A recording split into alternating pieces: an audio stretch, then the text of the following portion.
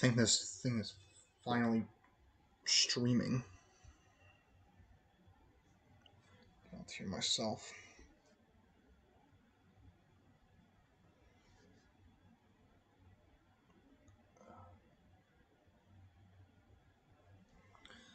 Testing my mic. Hello, hello. Testing. Make sure I can hear it on the actual stream now.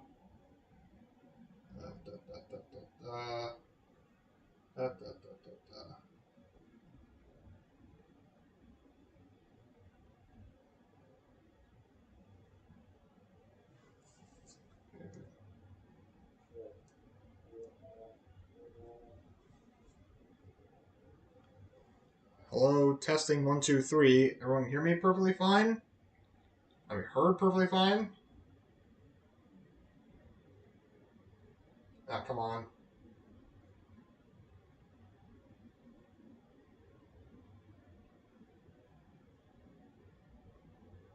Hello, testing 1, 2, 3. Everyone hear me perfectly fine? Are we heard perfectly fine? Maybe I will put in those. Let's put these on. Doesn't sound that great, actually.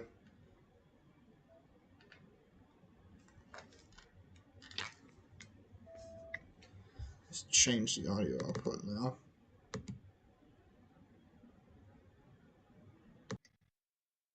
Okay. Hello. Hello, hello.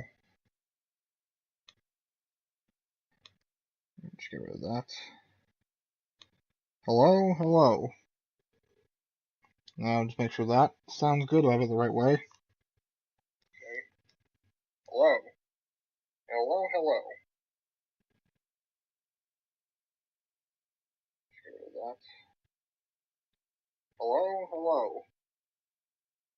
Now just make sure that sounds good. Do I have it the right way? Okay. Hello. Switch it around. Hope everyone's enjoying this little preamble setup here.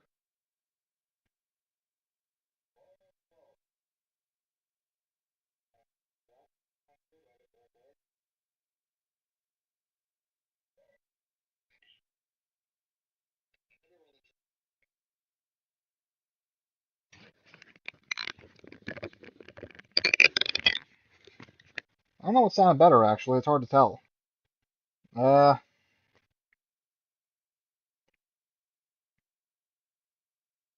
Hello? I'm gonna keep on talking until I know it sounds fine. Everything? Come on, come on, come on. I don't know what sounded better, actually. It's hard to tell. Come on, come on, come on. Hello? I'm gonna keep on talking until I know it sounds fine. How does it sound the other way over? Everything? Come on. I don't know. I'm trying to like. It's been a while since I'm one of these streams, so like. I'm trying to figure out what sound the best. I'm never certain if these actually sound well or sound great when I'm using them. I always feel like it's this one that sounds better. Come on, come on. Like, let's just keep. I don't know. I'm trying to like. It's been a while since I'm one of these streams, so like. I'm trying to figure out what sound the best. I'm never certain if these actually sound well or sound great when I'm using them. I always feel like it's this one that sounds better. Yeah, I don't know. It sounds better on the like that as it is on there. I don't know. Why am I closing that? I need to see the chat. So I can't really use OBS while I'm doing this stream. If we get a chat. That's always the question. Hello. So now I'm going to just go to this screen. Yeah, we're going to have ads. I don't know how to get rid of them. Probably like an ad blocker. I didn't install one, though. So there's that. Let's now just share this. I'm going to share this all quickly. Hello, probably look at the camera. Howdy doody. How are y'all doing? Yeah. There we go. That's all. Yeah, kind of. Oh. The hell happened there? Some ad started playing called Beauty of the God Divine or whatever the hell. Ugh. I'll have to move. You can see all some comics that was reading here. A lot. They're just sitting there. Yeah. I'll put them there for now. Oopsie. Ugh. Alright, so I'm just going to do a quick little share of this. Oops, just going to share some of the socials and we should be good quickly. To anyone watching the video version of this, how's everyone doing today? Hope you're all in fine.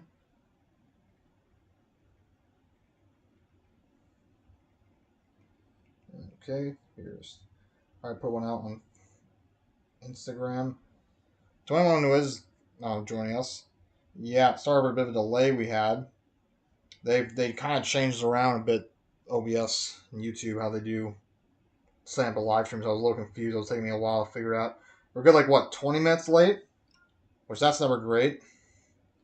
So that was getting really frustrating. I was like, what the hell's going on? I don't understand it.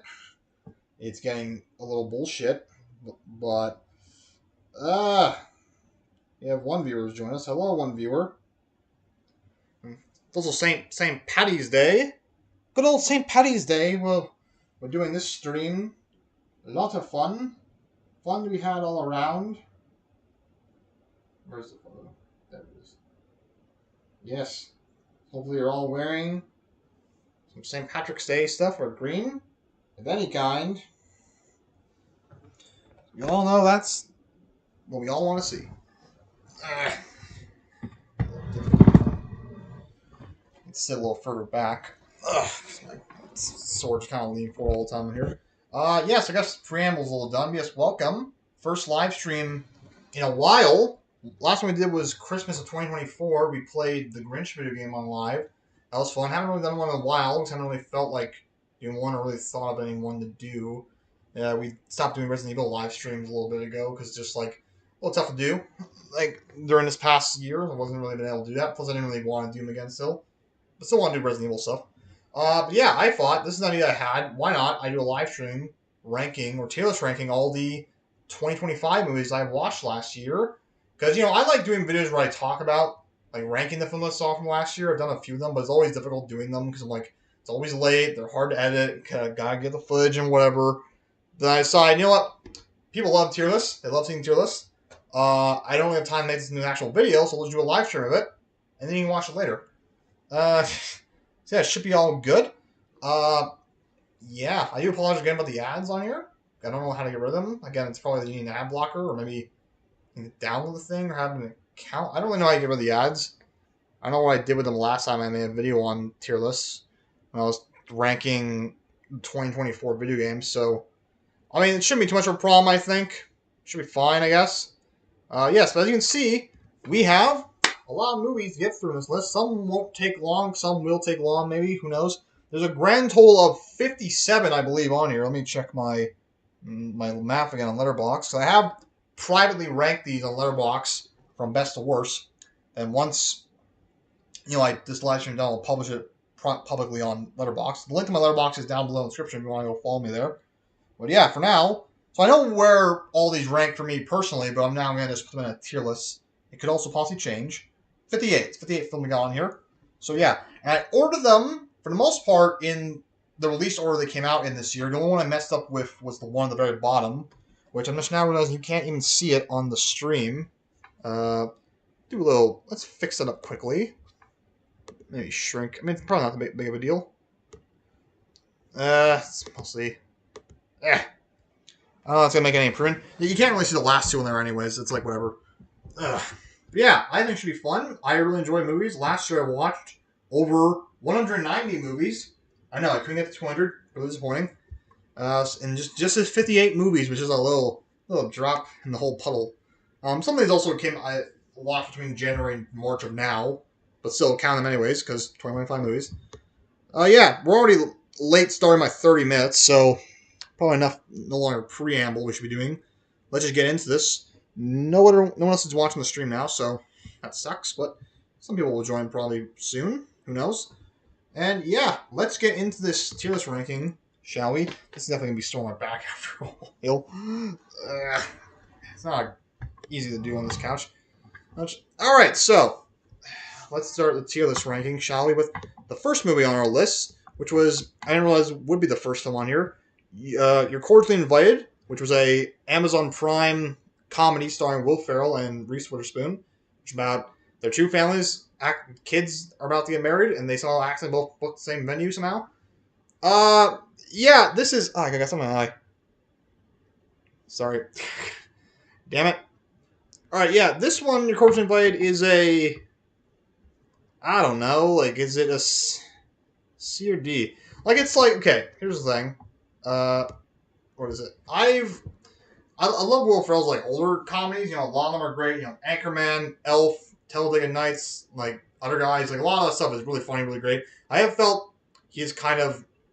He's not really evolved his comedy shtick over the years, unlike some other comedians, I would say. Maybe from back in that era, like John C. Reilly, Paul Rudd, Sandler. You know, he kind of stuck to the same thing. It doesn't always work, especially nowadays. And yeah, I feel like this one, it mostly works fine. Some good jokes in here. I would not say like, yeah, you should go out and watch this one. I mean, you can. It's not. It's probably like an hour and a half, probably, from memory serves, but like, it's not a complete waste of time you can have. So yeah, it's mostly okay. I just don't know, like, I gave it a 5 out of 10 rating. I just don't know where. What I put in, is it a C or D? Because it's a lower tier feral comedy. I don't know. You know, we'll put it in C for now, with potential to move it down to D. Maybe it's a lower C for sure. I would say it's a D for sure. Eventually we'll probably have to add an E category on this list, which I don't usually do, but we might have to because there's like maybe at least one film under I would say probably belongs in E. Is a better fit for that. Got 3 viewers now. Hello, welcome. Well, one of them is me because I'm watching the stream on my tablet to see the comments. Oh yeah, welcome. Hope you're enjoying it. So yeah, cordially invited. I need to grab my glasses case by the way. And like, there's my eyes being like, I got something in my eyes like bothering me. Yeah. Or I get put my crotch right in front of the camera there. Oh, I almost put my ass in front of the camera. It's what everyone wants to see, right? Ugh, Jesus Christ.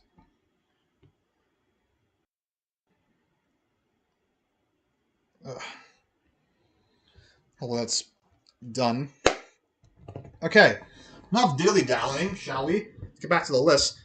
Here's one that definitely is a D. Love Hurts. I'm just going to put that right in D. Right there. Yeah. Disappointing. Honestly, because this film starred Kiwi Kwan. You know, came back, broke out of acting again with Everything Everywhere All at Once. It was great. Love the guy. He's great. Everything I've seen of him. So when I heard he was doing his own little solo action movie, I was like, oh, that sounds actually fun. I'm down to see that. And I watched it, and it's very cookie cutter standard like action movie stuff. It's like they took like the best elements of like, you know, John Wick that a lot of people obviously. I mean, everyone takes from John Wick at this point. This one did better like nobody. This one doesn't. It's just I can't really remember. I remember like part of it, but if it's so generic and just not memorable in a lot of the capacity, even the charm you sort of get from it with the reuniting of Kiwi Kwan and Sean Astin, Goonies reunion. You know, but Sean Astin's not really in the movie that much. Doesn't really do a whole lot, so it's nothing really that to write home about. So yeah, Love Hurts that's a solid D. It's honestly, yeah, disappointing. I'm excited to see him in anything else he does. Like, what else did he do recently? Was he in? I don't know. Was he in Zootopia 2 recently? I don't know. He didn't come with Panda 4 like when that came out. But I don't know. What did he do recently? There's something I don't know about he did recently. Hard to say. Yeah. Let's keep going now, shall we? Now we have Captain America: Brave New World. This one I'd say is also a C, and I'll put it in front of. Nope, that's not what I wanted to do. Put it in front of your. Nope. Put it in front of Cordially Invited. Yeah, Captain America: Brave New World. I haven't watched it again since it came out. I'm doing a MCU rewatch right now, so it's gonna take me a bit before it gets to that. For what it is, because you watch it like, oh, it's very clearly a bit of a mess because a lot of reshoots happen in that film. You can very clearly see the reshoots with Giancarlo Esposito's character. He's very clearly just inserted into that film. You know, the entire plot doesn't fully work, you know, but I think for what it is, it's fine. It could have been worse as a start for Anthony Mackie's trilogy Captain America films. I mean, there's some good stuff in it. The Red Hulk stuff in it alone Like the end, that's really fun. Like I know people talk about how much Marvel ruined the Hulk and just don't give him anything now, but like they clearly can make good Hulk stuff. It's like you see right here in this film, but you know it's probably a problem of like they can't make a Hulk film Universal. That'll issue. But even then, it's like my understanding is that they what I learned recently that they don't need Universal to give approval on a movie. All they need to do is that actually just ask Universal. Or they need to offer Universal like first offering to distribute the movie, and Universal does not need to say yes. They can say no. So I don't know what's stopping them. That's just what I heard. Another thing I've learned somewhat recently. So I don't know what's going on with that movie, man, or Hulk at all. It's just such a confusing mess. But yeah, Brave New World. I've been some fun action. They make great use of like battling in the sea right next to that giant celestial that was coming out of the water in Eternals. That's fun. Mackie's still great as Sam. Harrison Ford's a really good replacement for the late William Hurt as Ross. I'm trying to think what else. I mean, yeah, there's the villain. I feel like I don't mind the leader's design they give him in this film. I just feel like it could be a little better. Like the villain, maybe the villain could be. The villain could be like a little better utilized. I don't know. It felt like there's some also obvious green screen in this film that doesn't help it. It's a fine movie for what it is, but I'm not gonna. Yeah, not one of the greatest, but I had mostly a good time of it. Nothing too crazy to think about. So that's what I'm gonna say for Captain America: Brave New World. I think my problem is why I'm feeling like I feel like there's something in my eye is because my glasses are dirty. Yeah, I had a giant eyelash around the lens. That's probably why. Were all you seeing that? I have no idea. Sorry. Ugh. Okay, let's get back to work, shall we? I feel like still something in my eye. It's the worst feeling. Ugh. Okay, let's get back to it. Now we got Mickey 17. This was a fun movie, I would say. I think the biggest problem with me watching the movie was that the experience watching it was horrible. Not horrible, but it kind of sucked. First time ever, me, my dad, my brother, we tried out 4DX theater, which, like, if you don't know what that is, basically, it's a theater where they have, like, the screens extended to the walls, so they're playing the movie across the theater, not the entire film. But I always wonder, like, how the hell does that even work? A trick question. It doesn't work, because they're kind of like, I don't know what's like, what is they're doing? They're kind of like ingenuity, or whatever it is. I don't know what the word is I'm trying to think of. But they kind of like, they use, like, they CGI more of the movie, or extend it by just, like, repeating frames, or, like, still images. Like, it was such a bad experience watching that film like that. Because there's a scene when Mickey's in the cave fighting some creatures, and then the others, they extend them to the rest of the wall, and you see, like, not fully rendered creatures on the other side of them. They're shot where, like, you see, like, it's two of them on screen, two Mickeys, and it zooms in so you can see the other Mickey on the left side, but it's clearly just a still image. He's not, or just a repeated loop image, because then when it cuts them both turning around and see what's, like, popping up behind them, clearly it's now just him behind, like, turning around. Like, there's no seamless cut there from, like, when he was standing on the left side of the screen. The worst one was when, like, it was showed Mark Ruffalo's character and then was, like, he was panning off to the side, and, like, clearly, where it starts off as Mark Ruffalo clearly talking, then turned into, like, a shot of him just, like, standing so still, like, mouth movement over top of it. It was a bad experience like that, so I personally would never do that again. Just this camera up a little bit as I sit upwards. Yeah. There we go. Yeah, I personally would never do that again. But yeah, as for the movie itself, we haven't talked about the movie itself. It was fun. I had a fun time with it. I definitely want to rewatch it again. I gave it 4 stars, but I don't know if I would say... I enjoyed it a lot. I thought the idea was really creative. The trailer looked great. The performances a lot of fun. Pattinson's great. Ruffalo's a lot of fun. Stephen Young, great to see him as always. I feel like he was kind of irrelevant. Not irrelevant, but like kind of useless in the movie itself a little bit. It's a fun movie. Definitely gets weird sometimes, which, great to see. I think other people didn't find the film was that great compared to, like, the director's last film, Parasite, which, yeah, Parasite's amazing. But I had fun with this. I definitely need to watch it again. So I give it 4. I gave it an 8 out of 10, but I feel like in a tierless ranking system, just to make it more even for now, we'll put it at B. Solid, fun movie. Definitely need to watch again, though. Next up is Looney Tunes, The Day the Earth Blew Up. It's probably one that you guys maybe never heard of or forgot even came out because they did a terrible job marketing this film, because this is one of those films that Warner Brothers Because, David Zaslav, just hates animation, didn't really care about the release. There's 2 Looney Tunes films that he didn't care about the release. But then finally, because I think, I don't know. So initially, this was a spin-off project of sorts from the last Looney Tunes cartoon they made on HBO Max, which was Looney Tunes Cartoons, and because the same art style and team. And I think initially it was supposed to be just a streaming film, but they decided to put it out in theaters. And yeah, it definitely feels like a streaming movie. And yeah, they weren't gonna release it to another company I think called Muchup or Muchup. What the hell is Muchup? Try saying ketchup and mustard at the same time. Muchup apparently. Is that called Ketchup or Mustard Entertainment bought the rights and they distributed it. They also bought the same rights to Coyote vs. Acme, so that's coming out later this year. But yeah, the marketing still was terrible. I don't know if that was Water's job or someone, because the marketing was terrible. Like, I remember, I saw a very brief clip from the trailer one time, or from the movie, on Twitter, didn't really watch it, and then never saw a trailer ever properly anywhere, or in a theater, anywhere online. No one was reacting to it. So finally one day I scrolled on my phone on Instagram and saw my local theater, Cineplex, post on their Instagram account, hey, this movie comes out, in 2 days. I was like, oh yeah, I forgot about that. And then, I remember hearing that it was going to be taken out of theaters quite soon afterwards, because it was bombing hard, so I was like, oh, better go see this quickly then. I went to see it by myself, and, I wasn't really sure what to expect from this film, but, for what it is, it's actually a really fun time. I think this is a good B. A B right here. Because, it's old, it's more old school retro Looney Tunes, because it's only Daffy, Porky, and Porky's girlfriend Penelope are the only tunes in the film, which I think is really interesting, because, Daffy and Porky were kind of the only Looney Tunes back in the day for a long time. And even Daffy, Daffy nowadays, I'm sure a lot of people, it was around the time Bugs showed up, because, Bugs became more popular, more wacky, so they had to change Daffy into a more, cynical, self-absorbed jerk character. And that's what I think a lot of people know of Daffy nowadays. But Daffy back in the beginning was more goofy and just more a wacky guy. And that's what he's like in this film. And yeah, it's a really fun movie, honestly. After I watched it, I was like, damn, I was impressed by some of the jokes they were making. Because I'm like, alright, you know what? Never would have thought of these jokes. There's a simple joke where Daffy's running through the park.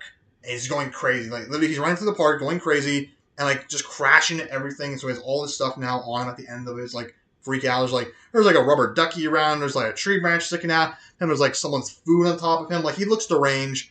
And then he sees a press conference about to happen, which is an alien in disguise, I think it was. And he's freaking out oh no, I gotta stop him. And so then he has to rip off all the stuff that's on him, make him not look crazy. He's still gonna act crazy. But they go a step further by also having him rip off his feathers in the process. So now he's completely naked pretty much. I'm like, that's something I would not have thought. That's an extra step farther that I appreciate. That's really funny. Even there's a sexual innuendo joke, which is holy crap, it's crazy for how far they go with it. The joke early on is Porky sees Penelope walking to the diner they're in, and he's like, oh my god, Penelope, you're this girl. Actually, wait, am I in frame properly? Yeah, I am. Yeah, Porky sees Penelope come into the diner, and he's like, oh my god, this beautiful girl, and he's looking at her, and Daffy knows he's looking at her, but he mistakes, because you can, as an adult, I get what the joke's going to be now, because you can see very clearly in the background when Daffy looks at Penelope, the sign in the background says $5 pies. So very clearly, you figure out what the joke's going to be. It's going to be, okay, Daffy's going to there's a miscommunication. Daffy thinks that Porky's looking at the pie sign, but he's looking at Penelope. That's the joke, obviously. Either way, it was still shocking how far they got with the innuendo of the joke. It starts with Daffy literally saying, ho, I see what you're looking at, Porky. And I'm like, what the hell? And keeps going where he's like, haha, yeah, I see that. You want a piece of that little hot stuff there, don't you? You want to bite down on that. And I was like, what the hell? It's so aggressive. I was like, wow. Yeah, maybe not the most flashy Looney Tunes movie, or maybe not the most flashy film in general, but it's a lot of fun. It's really entertaining. Definitely take your kids to go see it. It's a lot of fun. Criminal that it kind of bombed the box office, but it's a lot. If go check it out, it's a lot of fun. If you like Looney Tunes, if your kids like a good time, watch it. It's a lot of fun. This movie, I enjoyed it a lot. Next up we have is Novocaine. Novocaine is like Love Hurts, but good. I'll say this is also a B right here, because Novocaine is obviously another film that's kind of based off John Wick, but it does it better because the idea feels like at least something. It feels like something they're doing something here that works. Because the idea of Nathan Kane He does not feel pain at all, which already that's an interesting idea for a film. But also, I really thought they were going to have some reveal that he was like somehow had some dark past, and that's why he doesn't like use his skills and everything. That's why he doesn't feel pain. None of that. It's just he was born with feeling no pain, and he gets wrapped into this terrible situation where he has to go save his girl and everything. I know it felt refreshing. Again, like maybe nothing like spectacularly amazing compared to John Wick, but again, I thought it was a really fun time. Ugh. Sorry about that. Ugh. That's my stuck in my teeth. Yeah, I thought it was a fun time, really entertaining. Again, I gave it 4 stars, but like probably more on a B-level movie. It's a fun time, definitely for sure. Jack Wade proved himself as a unlikely action star hero. Again, they're not trying to paint him as like an actual action star. He's clearly like a flimsy kind of guy who's been forced into being an action hero here, and it works well. It works really well. He's believable. This is kind of like I kind of have to do this right now. It's and a lot of creative ways and usages they have of this character who can't feel pain fights. So it's a lot of fun. I enjoyed the movie. I think it's a great time. If you want something that's not like John Wick, something different, and maybe not like Love Hurts, go see Novocaine. That's a good one. All right, now we got The Also Knights, starring Robert De Niro. And Robert De Niro, don't know why they did that. Yeah, it's a D. That's a solid D. It's just, you can feel they're trying something here, but it just doesn't work. All the reviews I saw for this on Letterboxd were saying the same goddamn thing, which I agree with. It was like, it feels like a film too late, because there's like a bunch of like older people like De Niro, the director, the writer, like everybody's like trying to make it one of those old school classic, Scorsese gangster films, and it doesn't work. And as soon as I read who wrote the movie and saw his filmography, he wrote Irishman? No. Sorry, what was it? No, sorry. So like, the writer wrote Goodfellas, Casino, and Irishman. So I was like, oh, that's why it feels like a Scorsese film, because they literally were trying to capture a Scorsese film with a Scorsese writer. And it doesn't work. It just doesn't work at all. Like, I don't understand what the idea was here. Like, they were trying to capture the old school Scorsese with the writer even of some of those films, and it doesn't work. It just feels kind of like, it feels generic, plain, and just kind of boring and dull. Like, I felt better after I read a review on Letterboxd about how they were trying to not fall asleep from this film, and I was like, okay, I feel vindicated, because I was starting to drift off in this film. Yeah. And also, De Niro playing the two characters, like, it's such a weird idea. That's apparently the only reason he agreed to do this, because the idea of playing two people intrigued him, and it was something different compared to all his other, gangster films he did, because he didn't want to do another gangster movie, but that pulled him in to do this one. So, yeah, now we're here, and just watching it, you can feel one of the names of his two characters he plays anyways in this film. If I can just search it up quickly. Going to my list again. Find it. He plays. So it's Vito and Frank. So I think Frank's is the good one, and the Vito guy's one with the hat on. At least I remember. Can't quite recall. But yeah, you watch it. It's like clearly one of these guys was meant for Pesci. Like the other role was meant for Joe Pesci. The way they dressed De Niro in the hat and the glasses, the way he acts with some of his dialogue, it's clearly meant for Joe Pesci. They wanted De Niro and Pesci, I feel like, but then couldn't get Pesci because obviously Pesci is retired and only comes back to acting a few times for the right project, clearly not this. And so they decided to get De Niro instead, and their justification was that, it's a reflection of some sort. Like, it's two sides of a coin, a broken mirror. Like, here's, Frank, who's, like, trying to do right sort of, but then Vito's not, just more aggressive and everything. And it doesn't work. Like, here's the thing. If you're going to have De Niro play two people in this gangster movie, like, you have to be tongue-in-cheek about it. You can't be it's so serious. It's never acknowledged in any capacity that that's both De Niro, one De Niro wearing not great prosthetic makeup and making him look like a weirdo. Like, there's nothing like that. It's just a straightforward, serious film about these two people that De Niro plays, and it doesn't work. Like, it just doesn't work. Like, you need to be self-aware if you're going to do something like that, and not in this type of movie, though. Like, it's so dumb. Like, I don't understand. Like, De Niro is usually, obviously a lot of people complain about De Niro nowadays. Say that his career is weird.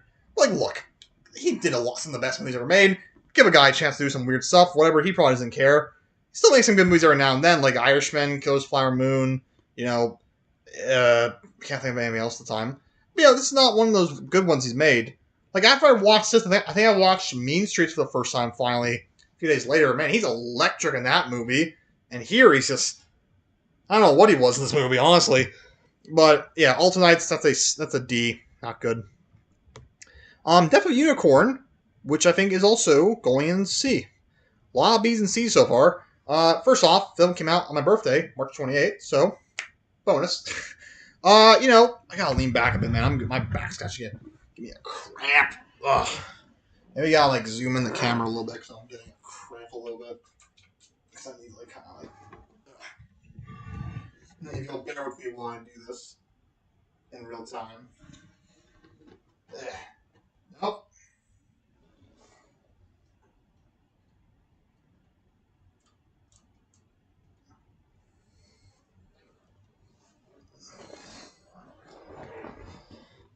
Alright, am I still in frame? Just move over a bit. Hang on, sorry guys. Doing our best we can here. Now, I think we need to be more off to this. Ooh. Maybe we sorry guys. Didn't realize that this much of a problem. Alt. There we go. Is that good? That looks like it's good. Yeah, better for me because I'm having it's really sore just leaning forward like that. Yeah. What are we doing? Yeah, definitely unicorn. Yeah, bonus points come on my birthday. That was great. Oh yeah, this is at this point in the year. This is March now, so at this point there were a lot of interesting films coming out that I'm you know what, I'm interested in seeing some of these different kind of films. Death Unicorn is one of them from A24. It was an interesting idea where it's a horror film where a killer unicorn pretty much. It was taking the idea of unicorns.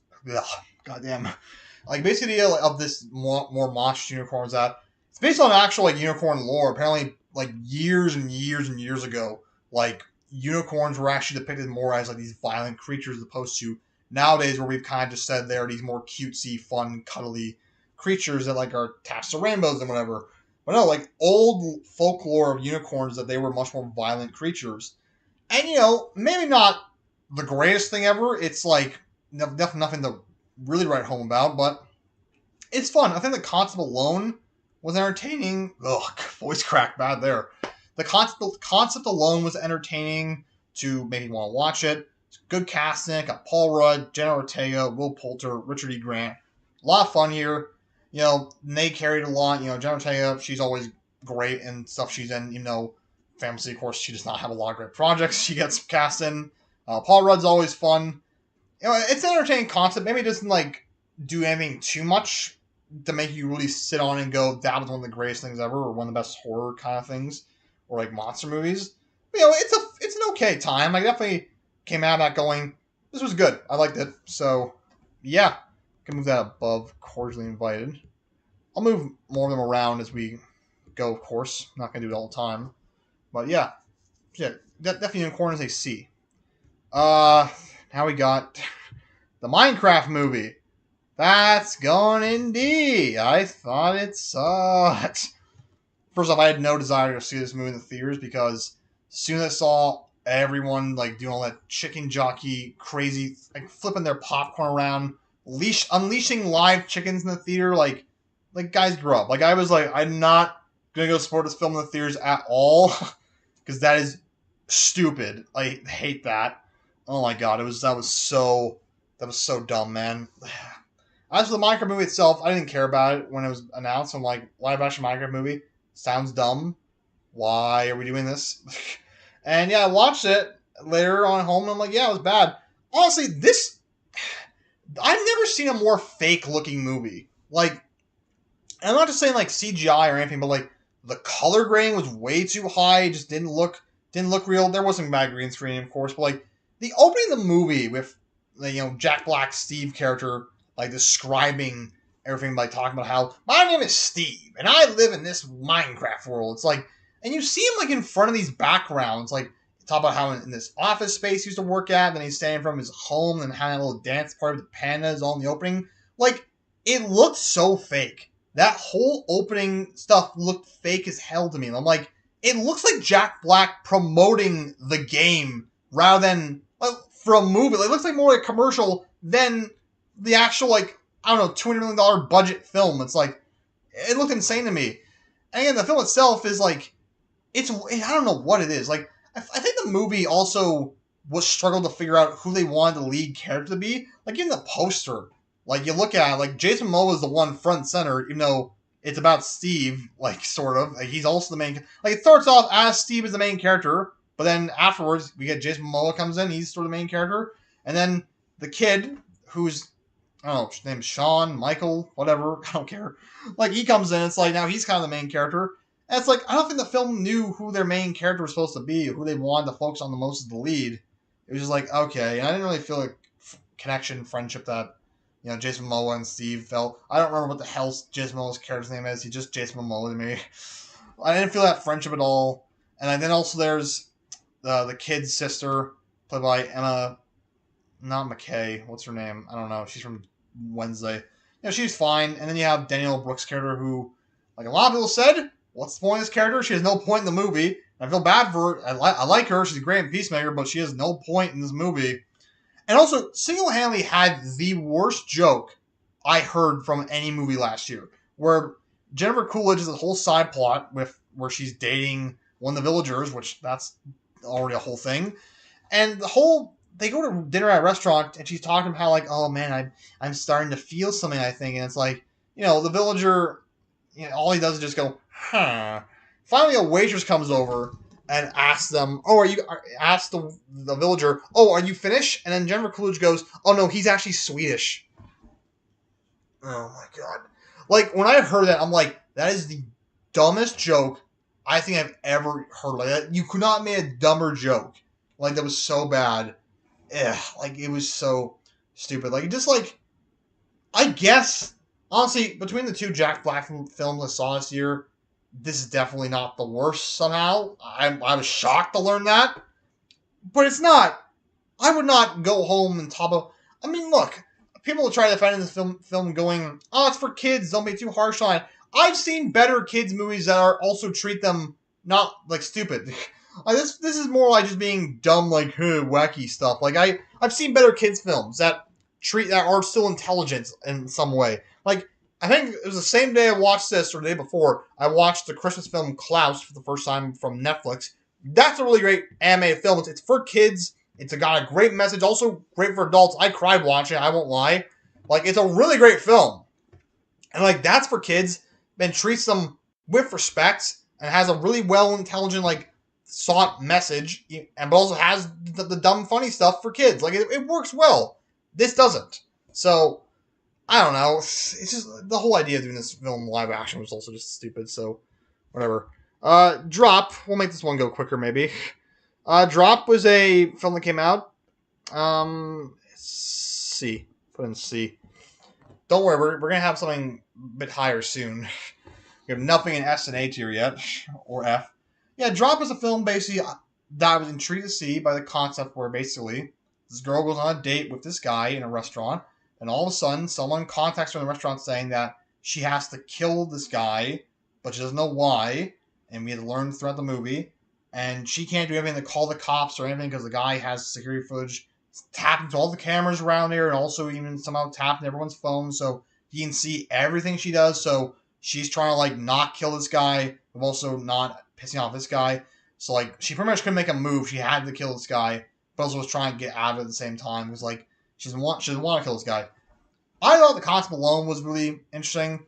It was based off a semi-true story because one of the producers on the film, his girlfriend is the girl Olivia from Smosh. If you guys watch Smosh like me, yeah, it's sort of like based off an idea that, oh yeah, that's what it was. Yeah, the girl in the film was getting airdropped these messages saying you have to kill this person. She couldn't find anyone in the restaurant that was airdropping her, and that's what was happening in real life. Apparently, just like she was getting airdropped a bunch of weird Shrek memes, couldn't figure out where from.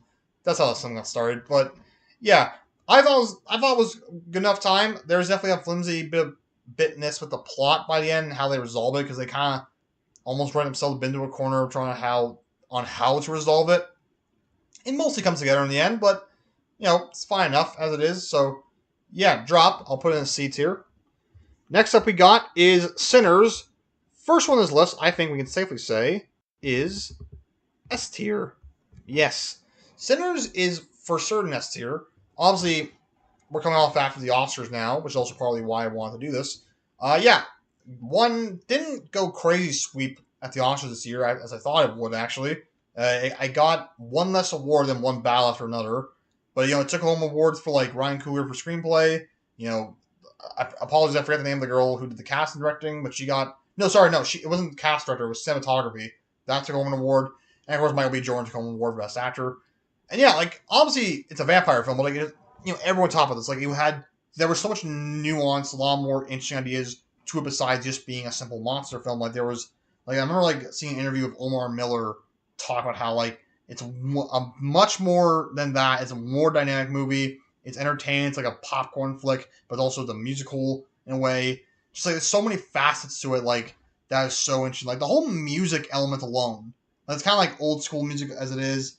But that one whole scene where the guy singing inside the barn, and you see like generation of music just start forming around. Like they tell how music kind of like connects the souls of like generations, and that's how you see that. So good. The use of music in this film is great. Michael B. Jordan, of course, he's fantastic as both Smoke and Stack. The effects on making it look like there's two Michael B. Jordans, insane. Looks great. Just yeah, and the whole idea, like a lot of great performances, and the ending, oh so good. Won't spoil the ending, of course, but like so good. Just such a great little wrap up to the whole film. So fun. Yeah. Sinners definitely S tier, belongs up there. First one of the list. Yeah. Can't praise enough. The Accountant 2, going back into C tier now. we will be getting some stuff soon higher, I assure you. Yeah, this one is good. I like it a lot. I like it about as much as the first one. They're both on the same playing field. As someone who's also on the autism spectrum with Asperger's, like Ben Affleck's character Christian Wolf in the film does. In the first one, they did a great job portraying it. I felt, a lot of similarities to myself with his character. And it's still there here as well. The brother relationship they have with Ben Affleck and John Bernthal is actually really great. They work well off each other. Love seeing more Bernthal in this one. He's just a great actor. Yeah, I mean, there's not really much else to this one. Like it's about as good as the first one. I don't know if there's any plans to make a second one. They made a second one, obviously. A third one, I don't know. I'm not sure if I need a third one at this point. Again, they're both on par with each other. I'm not even sure. This was not something I was asking for. Like when I heard they're doing an Accountant 2, I was like, all right, I guess I'll watch it. Yeah, I still had a fun time with it. Good enough time. I would recommend it. So yeah, Accountant 2. Hello, whoever's watching. Hope you're enjoying the stream. All right, next up is we have Until Dawn, another video game movie that also is going in D tier because it was also bad. And we gotta diversify the list a little bit. It's all just being in B so far, B, C, and D. Man, Until Dawn, I never understood when they announced like, okay, we're gonna make an Until Dawn movie, but it's like, why? Like the whole concept of Until Dawn is a game, but it's literally like it's your choose your own narrative game where like you can choose, what this character says in this moment. Will this character die? Will these two get together? Will you punch this guy? Will you walk down path A or B? Like, that whole game. That's an interesting game. It's great. But for a movie, how do you translate that into a film? And their answer was to replace that with a time, like, no, what's the word I'm looking for? Like, a save slot, basically. Pretty much after everyone dies in the film, they reset back to this one point, to the beginning of time in the house. It's like, okay, like, that's weird. I mean, I guess it's something, but it's a weird choice. And they use it as a kind of way to skip past a lot of the interesting stuff in the film. Because there's a montage at one point where they're looking through a phone footage that saved all the previous nights they lived through and died and can't quite remember. So you see a lot more interesting stuff happening in that phone footage. I'm like, okay. And even then, they talk about this film actually set in the same universe as the game. Because Peter Stormare reprises his role from the game in this one. And it's weird, because at the end of the film, you see, like, there's, like, photos in his office of, like, Remy Malek's character from the movie. Or, from the game. And it's like, what is why is this in the same universe? Like, it's so like, why did you have to make this part of the same universe? I mean, it's so weird. I don't know. Until that was a fascinatingly weird movie. Like, I don't know. It was a dumb movie. So yeah, that's what I'll give that one, I guess. Need more water. Yeah, not good overall until I'm running out of water already. Like you have Sony has all these ideas for games you can make into films. Like you have, of course, they did Uncharted. They're doing God of War soon. They did Last of Us. Like, but so many other ideas you could do. You could do, I don't know, like Sly Cooper or Jack and Daxter or Horizon or Ghost of Tsushima, which I think they are doing, but still, you have that. Like you have all these ideas, and you do this. I don't get it, man. It was dumb. Now we have Thunderbolts. I think this one, it's a rating lower than around the same rating as some of these films, but I think I'm gonna put it in A, just so we can get something in A at least. I think for me personally, and I don't know if it's a hot take or not, Thunderbolts was for me personally my favorite of the comic movies this year. Because I feel like with this one, just like the messaging and storytelling of especially with Sentry and Bob alone, the Void, that was a lot to emphasize. You'll make it for me personally the best one of the year because just the whole idea of just Bobby struggling with the split personality he has, and even talk about how he has drug abuse before. I just think that was a way more. It was really interesting. Is all I'm trying to say. I think it just elevated that film a lot. Not to mention a stellar cast of I guess the leftover characters in the MCU that's not been touched a little bit or haven't been fully utilized. Florence Pugh, just one of the greats currently working, so she carries the film great, along with an amazing supporting cast of action characters between David Harbour's Red Guardian, Sebastian as Bucky, Wyatt Russell as John Walker, had John Kamen as Ghost, uh, Louis Pullman as Sentry, of course, and Taskmaster, character that everyone knew was gonna die. Not with a spoiler, everyone figured it out before the film came out. It was so obvious. They didn't hide it at all. It was so clear. Yeah, I think my big problem maybe with Thunderbolts, so I would say, is that, and it's not a problem against the film, it's more so the problem I have with the marketing, is that the marketing showed off too much of the movie to the point where when I was watching the film, I could easily start figuring out as I was watching it, all right, this point's going to happen, then this point, then this point, then this point. Because the trailers, I feel kind of laid out the movie too much, too easily in them. It was similar to Amazing Spider-Man 2, where that film's trailers also showed off way too much of the film, and you could easily kind of piece together everything from the trailers. And same thing with this. It's not a knock on the films, though. I just think that didn't help it too much. I do have to, I'm making sure I avoid any kind of footage trailers, trying to watch any of them again, so that when I get to Thunderbolts again for my MCU rewatch currently, hopefully it feels more fresh this time around, because I'm not seeing the trailers that much. So hopefully that makes it better, because overall it still is a really good movie, really fun, really dark, a very different, unique MCU movie that hopefully, I don't know if we're going to have a sequel to it, because it didn't do well at the box office, so I'd like to. I think it was a fun movie. Really, really enjoyed it. So, yeah. Thunderbolts. It's a 7 out of 10 films, even though I gave Me 17 and Novocaine 8 out of 10, but I feel like it's still higher than these two, though, overall for me. So, yeah. Now we got Friendship. Friendship was a film that debuted back in 2024, but officially came out in 2025. Stars Paul Rudd and Tim Robinson, and it's a fun time. B. That's it. No. Yeah, this film I thought was, it's such a, the way it's a good film, at least I know it's a good film, is that you can't really call it, put it under one genre, because it's both a comedy and drama and kind of horror, thriller more so. It's a multi-quadrant film, and it's really interesting. It's really fun. Tim Robinson, I feel like he's kind of the only guy who could have played this particular character, because obviously Tim Robinson's very if you ever watch, what's that name the show does, on Netflix? I forget what it's called now. Oh my god, I've only ever seen some clips of it that my brother showed me. But what is it? I forget now. But you know what I'm talking about. If you know who he is. But yeah, he's a very loud, crazy guy, and I feel like his kind of personality and comedy style works really well for this type of character. And it benefits well. Paul Rudd, he's a cool dude in this movie. Yeah, I don't know. There's not much I have to really say about this one. I think it was a really fun, gated time. Did not really know where it was going to go. and I for sure did not know how it was going to end. It was really surprising. Again, maybe nothing like too spectacular, but it was like it was fun. I definitely enjoyed the film. So yeah, go watch it if you haven't. Mission Impossible: The Final Reckoning. Yeah, my mouth's dry. Sorry, I have no water left anymore. I'll probably go get some water again once I do this one. Yeah, so Mission Impossible: The Final Reckoning. I liked part one. What was the part one even called now? Deadly Reckoning. Yeah, was it called Deadly Mission Impossible 8? The Death Reckoning. I actually forgot what it was called now. It was like Death Reckoning, I think, right? I don't remember now. Yeah, and I liked it when I first watched it. Second viewing, I was like, not so great. And when I watched Mission Impossible, like Final Reckoning, I wasn't what this was called. I felt like I liked it more than the first one, but I mean the part one. But then I rewatched it again, and I was like, nah, this isn't that great. I think it's a C.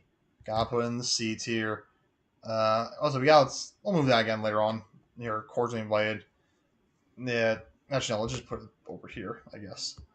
Yeah, Mission Impossible: Final Reckoning. Like, I feel like my ultimate problem with the Reckoning duology was just they tried too hard. I think what made the last few Mission Impossible films great, like 4 through. Oh, what's this? OBS is disconnected. What's going on here? No, we're still okay. We're still streaming. That was scary. Yeah, I've lost train of thought now because that happened. Yeah.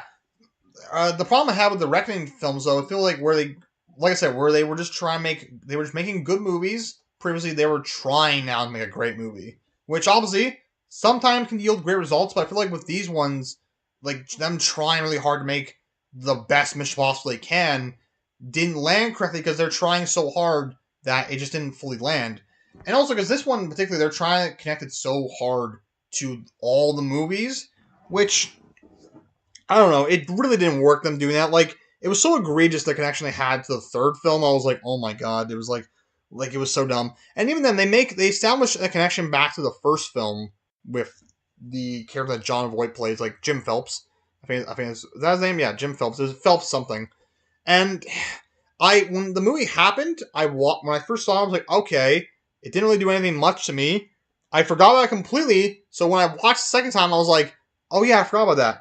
And then when it comes up at the end of the movie again, like I forgot about it again because I was like, does nothing to the movie. I was like, oh yeah, I forgot about this. I'll just say a spoiler here. If you don't want to know the spoiler for this part of the movie, just skip maybe a few seconds past this. Yeah, they realized Shea Williams' character is the son of Jim Phelps or whatever. It was like I don't know. I think Shea Williams is Jim Phelps.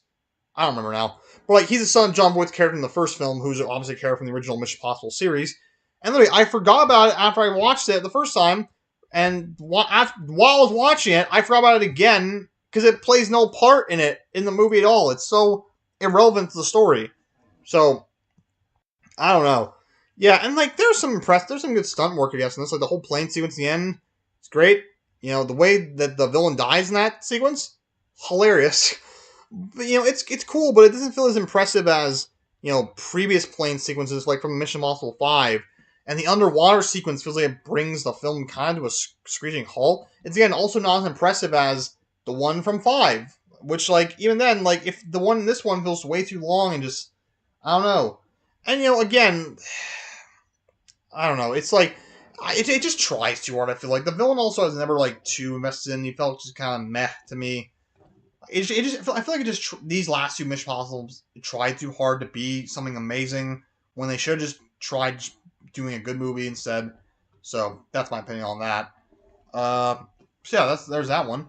I'm gonna be right back. So my throat is getting a little sore. I've been talking a lot. I need to get more water. So quick break in the stream while I refill my water. Always drink your water, kids.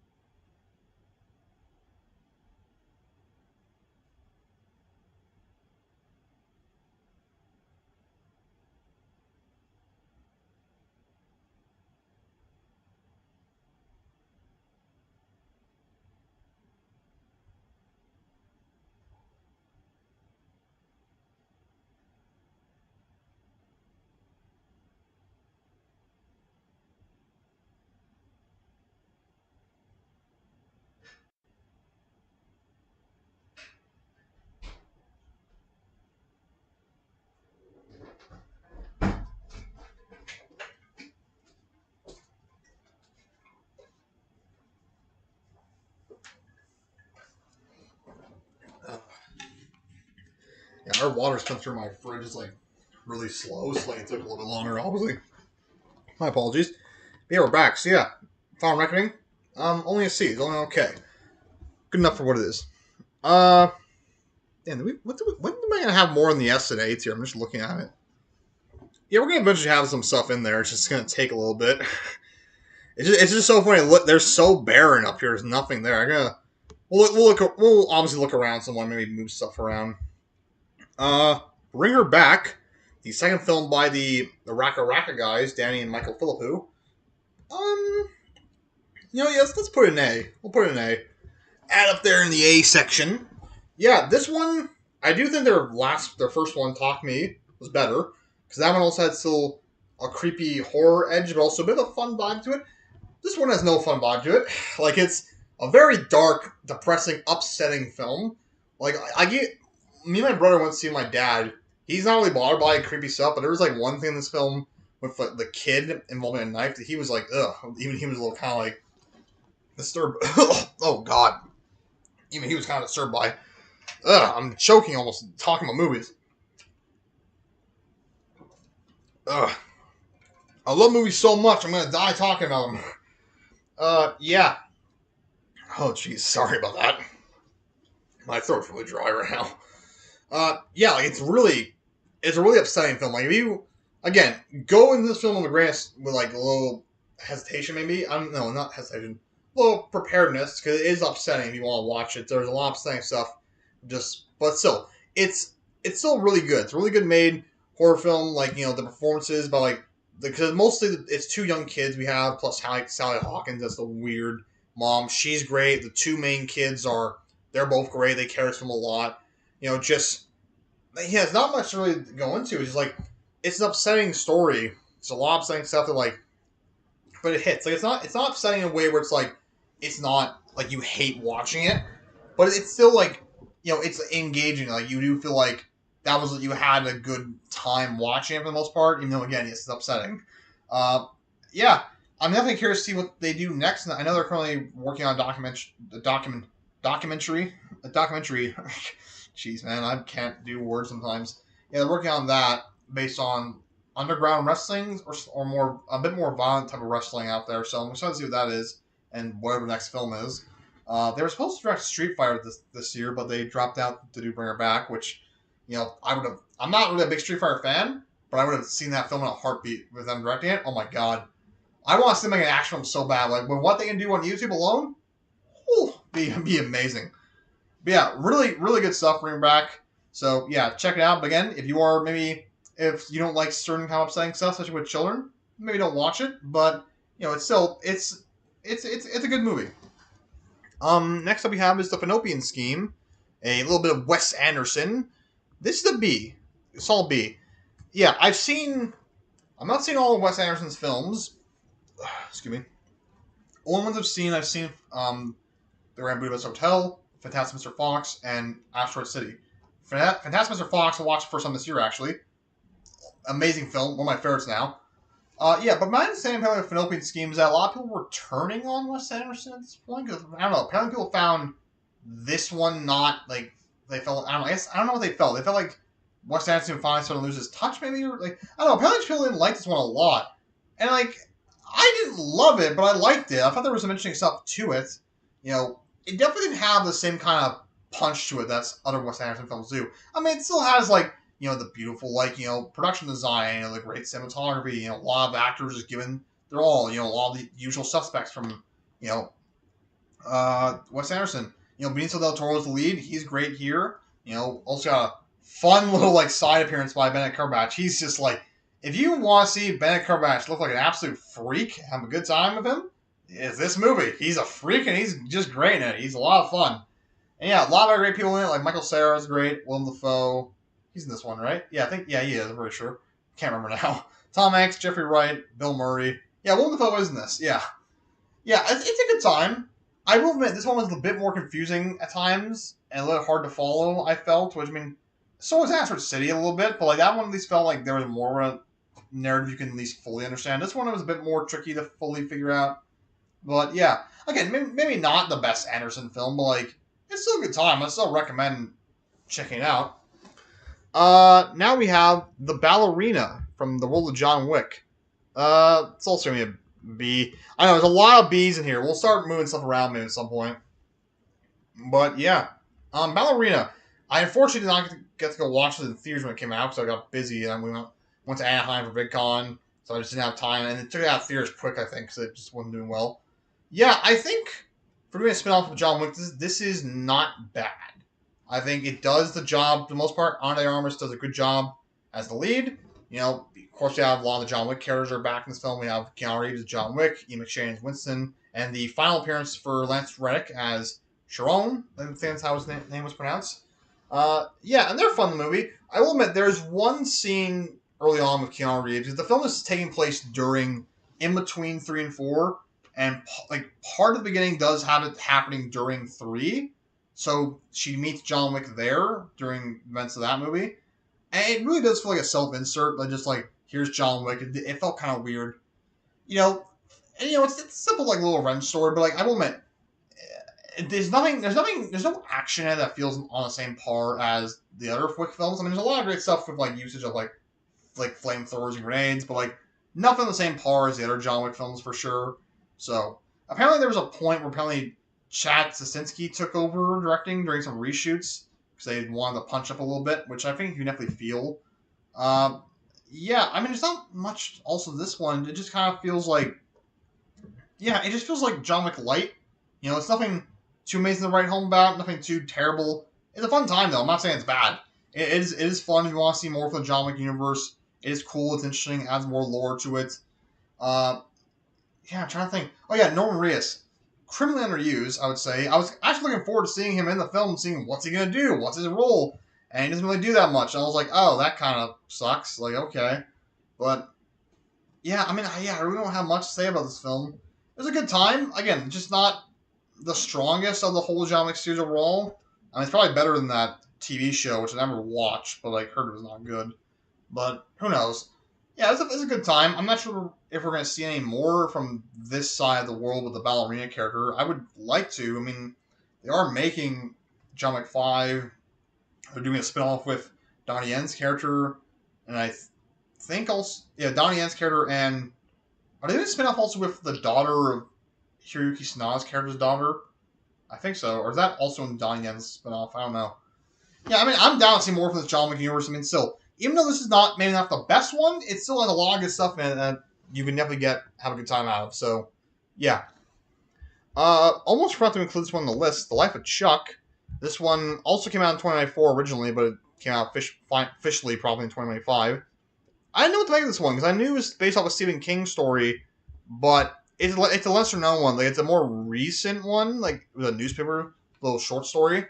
So I wasn't sure what to think of it, but the trailers they intrigued me mainly because of the cast. I think it's a cast of like Tom Hiddleston, Karen Gillan, Chiwetel Ejiofor, Matthew Lillard, Mark Hamill. So I was like, I want to see this alone for the cast, and it's a good. I liked it actually a lot. So yeah, like the Life of Chuck is pretty much like it's about this guy Chuck and how like he's they tell the story out of order because we tell about him as a child and him also as an adult a little bit, and also him like as he's like starting to die and everything. It's like I thought it was a really interesting story by King that yeah it was really.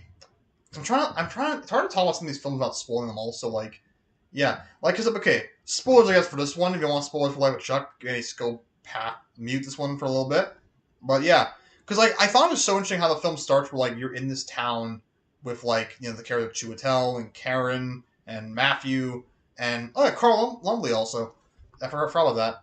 Yeah, and like the world's kind of coming to an end, and everything's not going right, and like it was that was actually a really great reveal when they showed that this was like a world he made up in his mind based off certain people he's met over the years and stuff. Like that was really cool actually. That was interesting. And yeah, unfortunately, not a lot of Tom Hiddleston in the film. Like he's barely in this. He's like promoted as the main guy, which I felt was unfortunate. I would have liked to have seen more of him. So yeah, but the stuff with Chuck as a kid and his father, Mark Hamill, that's all great. Really great stuff. And like him, like trying to have a life and all that, and like learn to dance, and creating the world in his head. No, I thought it was a really engaging story. A lot of dark stuff to it. So like again, Stephen King. There's still some dark elements, and not even like super like creepy dark stuff, but it's like simple like threatening kind of dark stuff, like when Chuck kind of breaks his dad's rule or his granddad's rule of going up into the attic a little bit. Mark Hamill's character freaks out a little bit. It's kind of creepy actually because Mark Hamill also has a kind of voice he can use to make himself sound creepy. And it's like, oh geez. So Life of Chuck's is a solid B. So yeah. Next up we got is not Killers of Flower Moon, Predator Killer Killers. This is also a B, I would say. A lot of B's, of course. Yeah, as a animated anthology Predator movie, really good. I mean, the Japanese section was like the best one of them so far. Like that was great. It was almost criminal now. I want to see it in live action. Oh, that's the big criminal part about this film. Oh, we got a comment finally. Actually, who commented? How was that Captain America movie? Never saw it. Yes, this is from Tristan Merles, 1485. Yeah, it's okay. I mean, some people hated it more. I know my buddy really didn't like it. I thought it was fine. Again, you can notice the seams of the movie a little bit from the reshoots, but, there's some good stuff to it. Again, like I said earlier, with Anthony Mackie's great, Red Hulk stuff is great. Still a lot of good stuff to it. If you want to check it out, I think it's still a good time. Oh, yeah, back on the Predator Killers. Yeah, like, it feels like almost criminal watching this, because, like, I mean, first off, an animated Predator film is also cool. Just seeing the visual stuff they can do, and the violence is, like, really great. It just looks beautiful. Also, again, it feels criminal watching this and going like, man, we could have a Japanese Predator film that's not here. It's an anthology film. And the weakest one for me, I think, is, I don't know, do I think the Viking one or the World War II one was kind of weak? I think maybe, I don't know, maybe the World War II one. I'm not really sure. The way they connect all the stories though in the end during the final part is really interesting. It was really fun, really cool.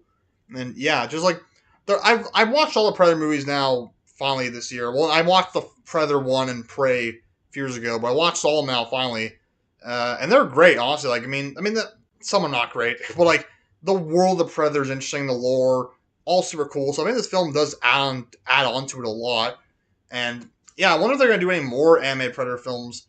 Of course, if you know the ending of the film with the certain characters who show up, they're possibly going to do a little bit more. So that sounds exciting, and if they're planning to do what I think they're going to do with that ending, perfect way to do it then with an animated film. So, yeah, I think, like, I definitely want to see more animated Predator films on there, or more animated something Predator, like maybe like an animated series. That'd be kind of cool. I think you could do a lot, maybe exploring different, like, eras of Predator in an animated show. That'd be cool. So, yeah, again, check this one out. It's a lot of fun. The Materials. Yeah, let's add in D, honestly. We need to add a bit more to the other categories. This one's okay, but I think overall it should maybe go in D. Just, if you want to watch a film that makes you hate dating, it's this. And not because, like, dating's hard. It's because this film, the way they talk about dating, makes you want to, like, punch yourself in the goddamn face. It's so, like the minute, like, look, I've never been on a date in my life, so I can't say anything about it. This is how it works. Hope it's not how it works. Definitely not how it works. This is how this film is playing it. Because you have, sorry, getting dry throat again. Like, the way this film portrays it, where it's like all these like rich people, like Dakota Johnson talking to Pedro Pascal. Oh, how much money do you make in a year? It's like, oh, I make this much. Oh, I make this much, but like before tax. And it's like, shut the fuck up. Like if you need to ask someone how much money they make in a year, like to start dating them, punch yourself in the head. You sound insane. Like, that shouldn't matter at all. And like everything they talk about that, how, they were doing statistics, like going down to the wire and the numbers, and how compatible you are with each other with the money and all the looks, like also, and talk about, statistically we found there's an operation now where like we can increase a man's height by like 3 inches or something like that, and that can like increase people's odds of like, like getting a mate. And it's like, Jesus Christ, I want to like slap all of you. Like, it was so annoying to hear them talk. It was like just this whole thing. And it's mainly Dakota Johnson's character with the job she works, and it's like, it just sucked to hear, man.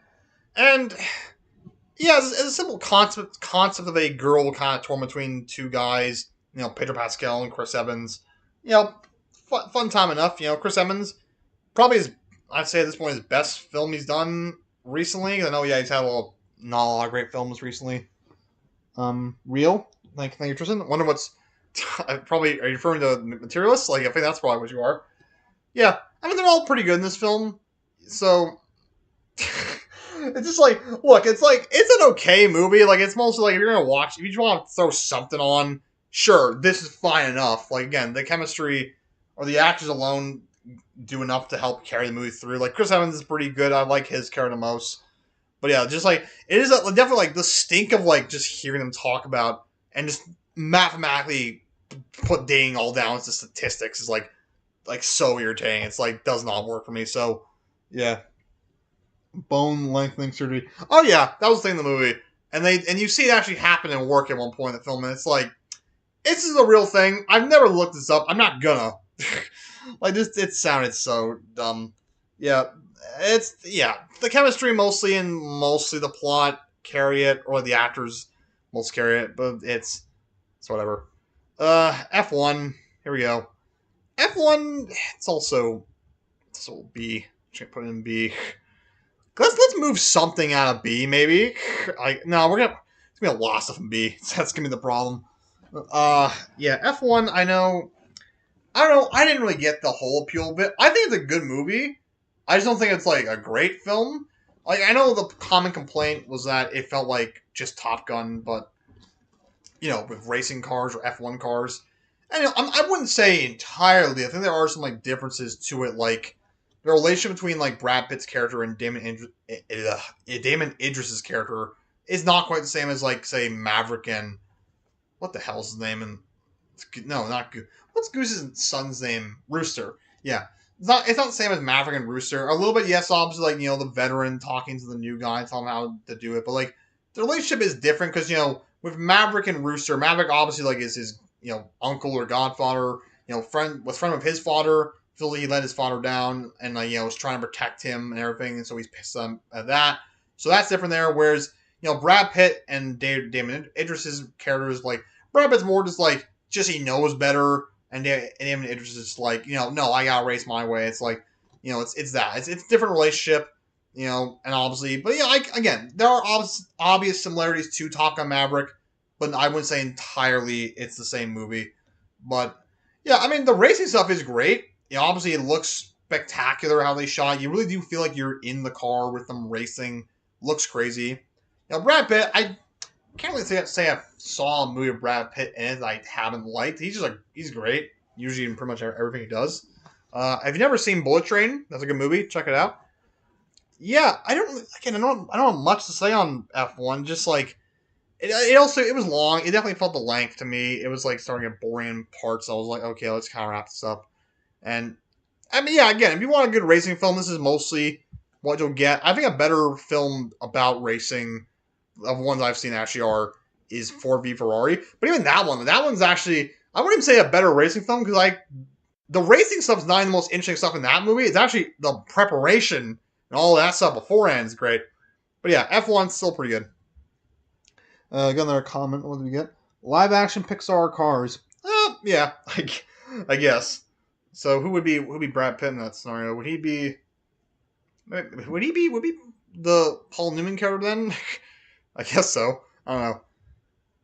All right, is this where it gets heated now? I'm not really sure. Superman. Yeah, that's only a B for me. Jeez, like look at this. The B's are huge, man. Yeah, Superman. Look, I liked Superman. Let me preface this, but I didn't love Superman like a lot of other people did. Like I know, like when I went to see it with saw the group I saw the movie with, it was me, my dad, my brother's wife, my friend, and my friend's brother, who also happens to be friends with my brother. It's a whole weird coincidence in life. Yeah, I was the only one who actually came out of the theater liking it more than they did. I don't know, like the film, like I said in my YouTube short review, upon rewatching it, I think my biggest problem with the film is, well, first off, the opening is a little jarring. I mean, I like the whole stuff in the Fortress of Solitude, like talk about like also 3 years ago, like so and so, 3 ago, 3 weeks ago. That's all great. But then when it cuts back to him in Metropolis fighting the Hammer of Bulgaria, it's like that whole scene there feels really jarring and doesn't work for me. I feel like the film would have worked better if after he flies away from the fortress and he cuts the Superman logo, we then cut to Clark walking back in Daily Plan. Like, we could have filled in that whole Hammer Bulgaria fight more context and what happened, showing that Lex was behind it. We could have had just more context filled in with like other scenes later. I feel like that scene just, I don't know, it kind of slows it down a weird bit in the pacing. And then afterwards, there comes Tristan. Is it possible to reinvent the same character 100 damn times? Yeah, I would say though, because the Absolute stuff's been doing great with the DC characters. Again, I think there's definitely potential to always do something new with comic characters, but I feel like I look, the film, the essence of the film, I think captures Superman perfectly. Like, it's just like his hope, his humanity, trying to help save every life he can, hoping the best in people. But at the same time, like, my real big problem has the middle section when he goes to the pocket dimension. That slows down so much. I mean, like, that whole section, I feel like, just wrecks the movie's pacing for me a little bit. Like, that whole section I find is not great. It looks the weirdest. It's not Metamorpho. Like, Metamorpho, it's so weird how Metamorpho was so on Lex's side and willing to help him out. I thought we were going to see Superman, talk to him more, saying, you don't have to do this. But then Metamorpho kind of comes to the decision himself without Superman talking to him after, Lex kills that guy. And it's like, okay, I was kind of hoping to see Superman convince him. But no. And, like, Metamorpho, I don't know. That whole section just in the pocket dimension just didn't work for me. It feels like a weird blip in the movie. And, some other stuff, it does feel like it kind of, like, the ending does maybe kind of come out of nowhere. Like, well, what I mean the ending, the part where the city splits open in half, like, that does kind of feel like it comes out of nowhere a little bit just due to the middle section of the film, but they make it work. Like, that whole final, like, third act, I think, is great. It's a lot of fun. So, yeah. And also the jokes don't always work. Look, I love Gunn's movies, like Guardians 2, 3, Suicide Squad, Peacemaker Season 1. The first Guardians also. I'm not a big fan of the first Guardians, but it's still good. His humor's always pretty good. There's obviously, sometimes he throws in some really weird thing, like in Guardians 2, the whole Pac-Man scene quickly. But he usually does well. I feel like the jokes in this film is really, they're weak a lot of time. Like, the best example I can think of is when Mr. Tripp and Lois Lane are waiting for the garage door to open for his vehicle, and how it's so slow. Like, that feels like such an old 2000s kind of joke. It's like, doesn't work, really. Yeah, but again, like, I like them. I don't want to give the impression that I hate the film. I do like it. I do still like it. I think the first Superman film with Christopher Reeve is still the best one we've gotten. This one's so good. Probably maybe my it's neck and neck with Superman 2 is my favorite, I guess, or the Superman 2 Richard Donner cut, I should say. Watch my review for it on the channel. But yeah, like David Cornsett, great as Superman. Rachel Brosnahan, great as Lois. Nicholas Hoult, great as Lex. A lot of great castings. The visuals, like the fighting, like the flying scenes alone have never been better. Like, you really feel like, the way they shot, you really feel like you're flying Superman. It looks great.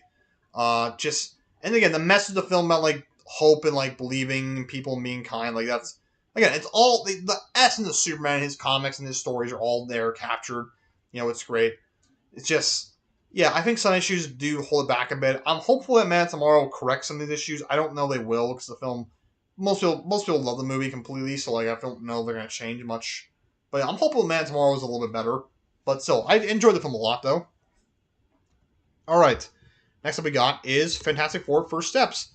Also going to go in B. I'll put him above Superman, I guess.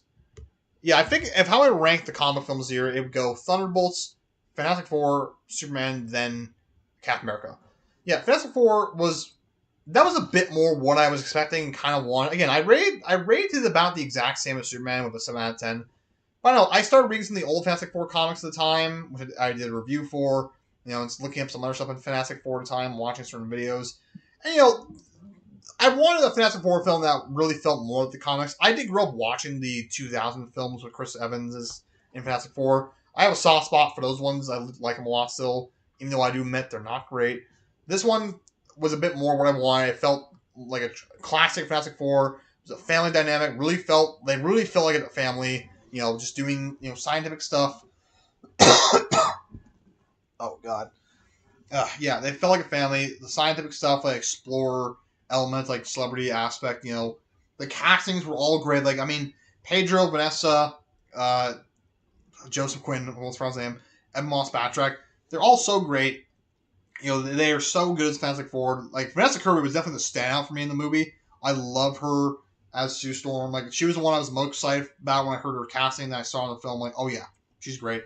Galactus looks amazing, by the way. Like, oh my god. Like, Like, can we find someone who had a better glow up than Galactus in terms of comic book designs, like from comic to movie? Because you can't go anywhere but up for Galactus. Like when he started out as that puff of smoke in space. Yeah, I mean, obviously, again, there's some stuff in it that's not great. Again, I have to rewatch it again at some point. My MCU rewatch. Like, yeah, the press conference scene is probably dumb. Part of the finale could maybe have been a little bit more in some areas, a little bit better. You know, uh, yeah.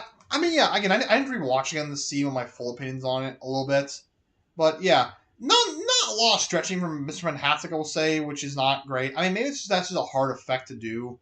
I think because they didn't really do it that much, but I would have liked to have seen it more. But they still did a good job of reading the films. They felt like it really felt like they were like capturing the idea that Reed's power is in mind more than his stretching abilities. So yeah, honestly, yeah, I thought it was a good time, a lot of fun. I enjoy it. Yeah, again, it's on par with Superman probably. I can't exactly articulate everything that I thought makes it, not great, but when I rewatch it, I probably will be able to in my Letterboxd review maybe. But yeah, overall, had a good time of it. It was a bit more what I expected, and I liked it. All right. Did you see Gendy Tartakovsky's Primal Season 3? I've never even seen the first two seasons of Primal, so are they good? I know Gendy Tartakovsky is like fantastic. Like his Clone Wars was amazing. Hotel Transylvania is fun. What's it, Samurai Jack? I want to actually watch Samurai Jack after I play as him in Multiverses. He was great in that game. All right, how many more do we have left? We still got a lot left. We got a lot left still. Happy Gilmore 2. Happy Gilmore 2. So, okay, Happy Gilmore is one of my favorite movies of all time. Like, definitely probably my favorite Adam Sandler film, neck and neck with the Merowitz stories. Like, I love Happy Gilmore.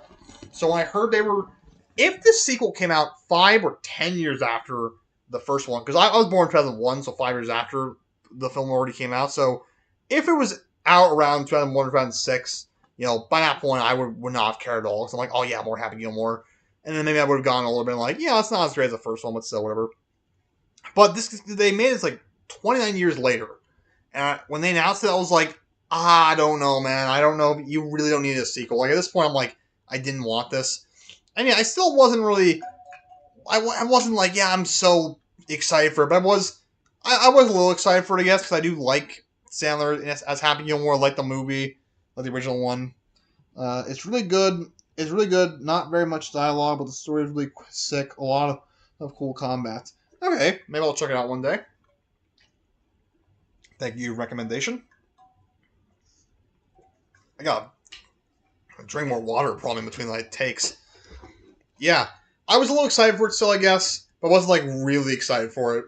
I was curious more than anything, and I watched it, and yeah, it was pretty much what I expected it was going to be, and maybe a little bit worse. I will say though, so here's the thing: what I like about Sandler that I've come to like him a lot in more recent years, that obviously, like, here's the thing. Growing up as I got older, I started to, like, diss on Sandler's movies a lot. Because, they're not really great movies. As I got older, I realized Sandler's, like, first off, he's making all these movies to, like, just, help keep a lot of his friends employed. But also, he's pretty much, like, stealing money from Hollywood. He's pretty much like, hey, if you'll give me $15 to go to Hawaii, I'll make you a new movie. I'm like, sure. And it's like, I think it's actually funny how he does that. But he also, in modern times, does balance out doing the dumb comedies with like his serious dramatic work really well. Like, again, Merit Stories, fantastic movie. I love that, one of my favorites. So like, he's great. And I feel like with this film, like compared to his other comedies, he's not really giving it his all. Like, he's just making them and having a fun time.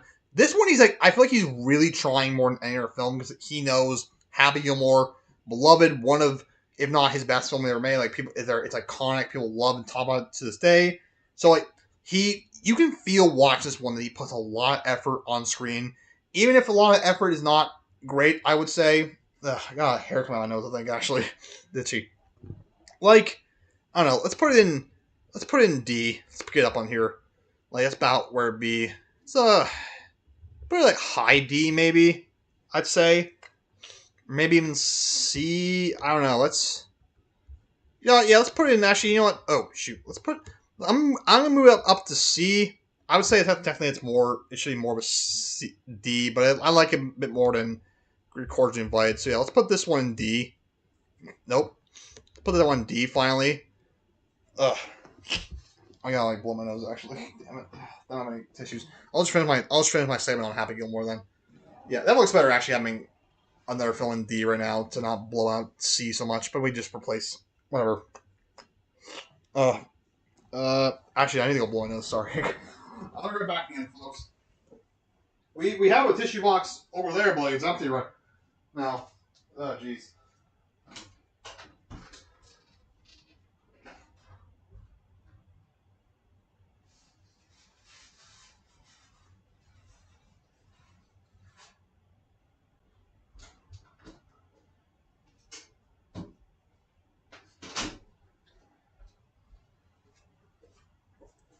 I don't know if there's any actual like, tissue boxes even over there right now. I didn't want to look too long and delay the stream more. Just got like a roll of toilet paper that we have there. Pardon me as I blow out a fat snot nostril. Oh, geez, you know what? Oh.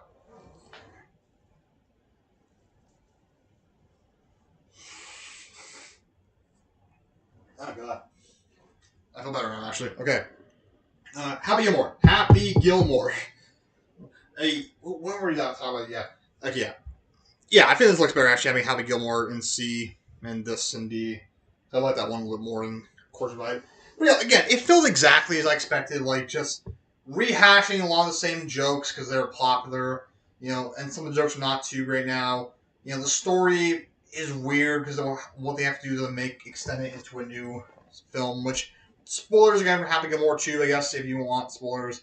But yeah, I couldn't believe how the film starts. Like, spoilers, if you want spoilers. Well, spoilers, like, mute the part of the video right now in 5, 4, 3, 2, 1.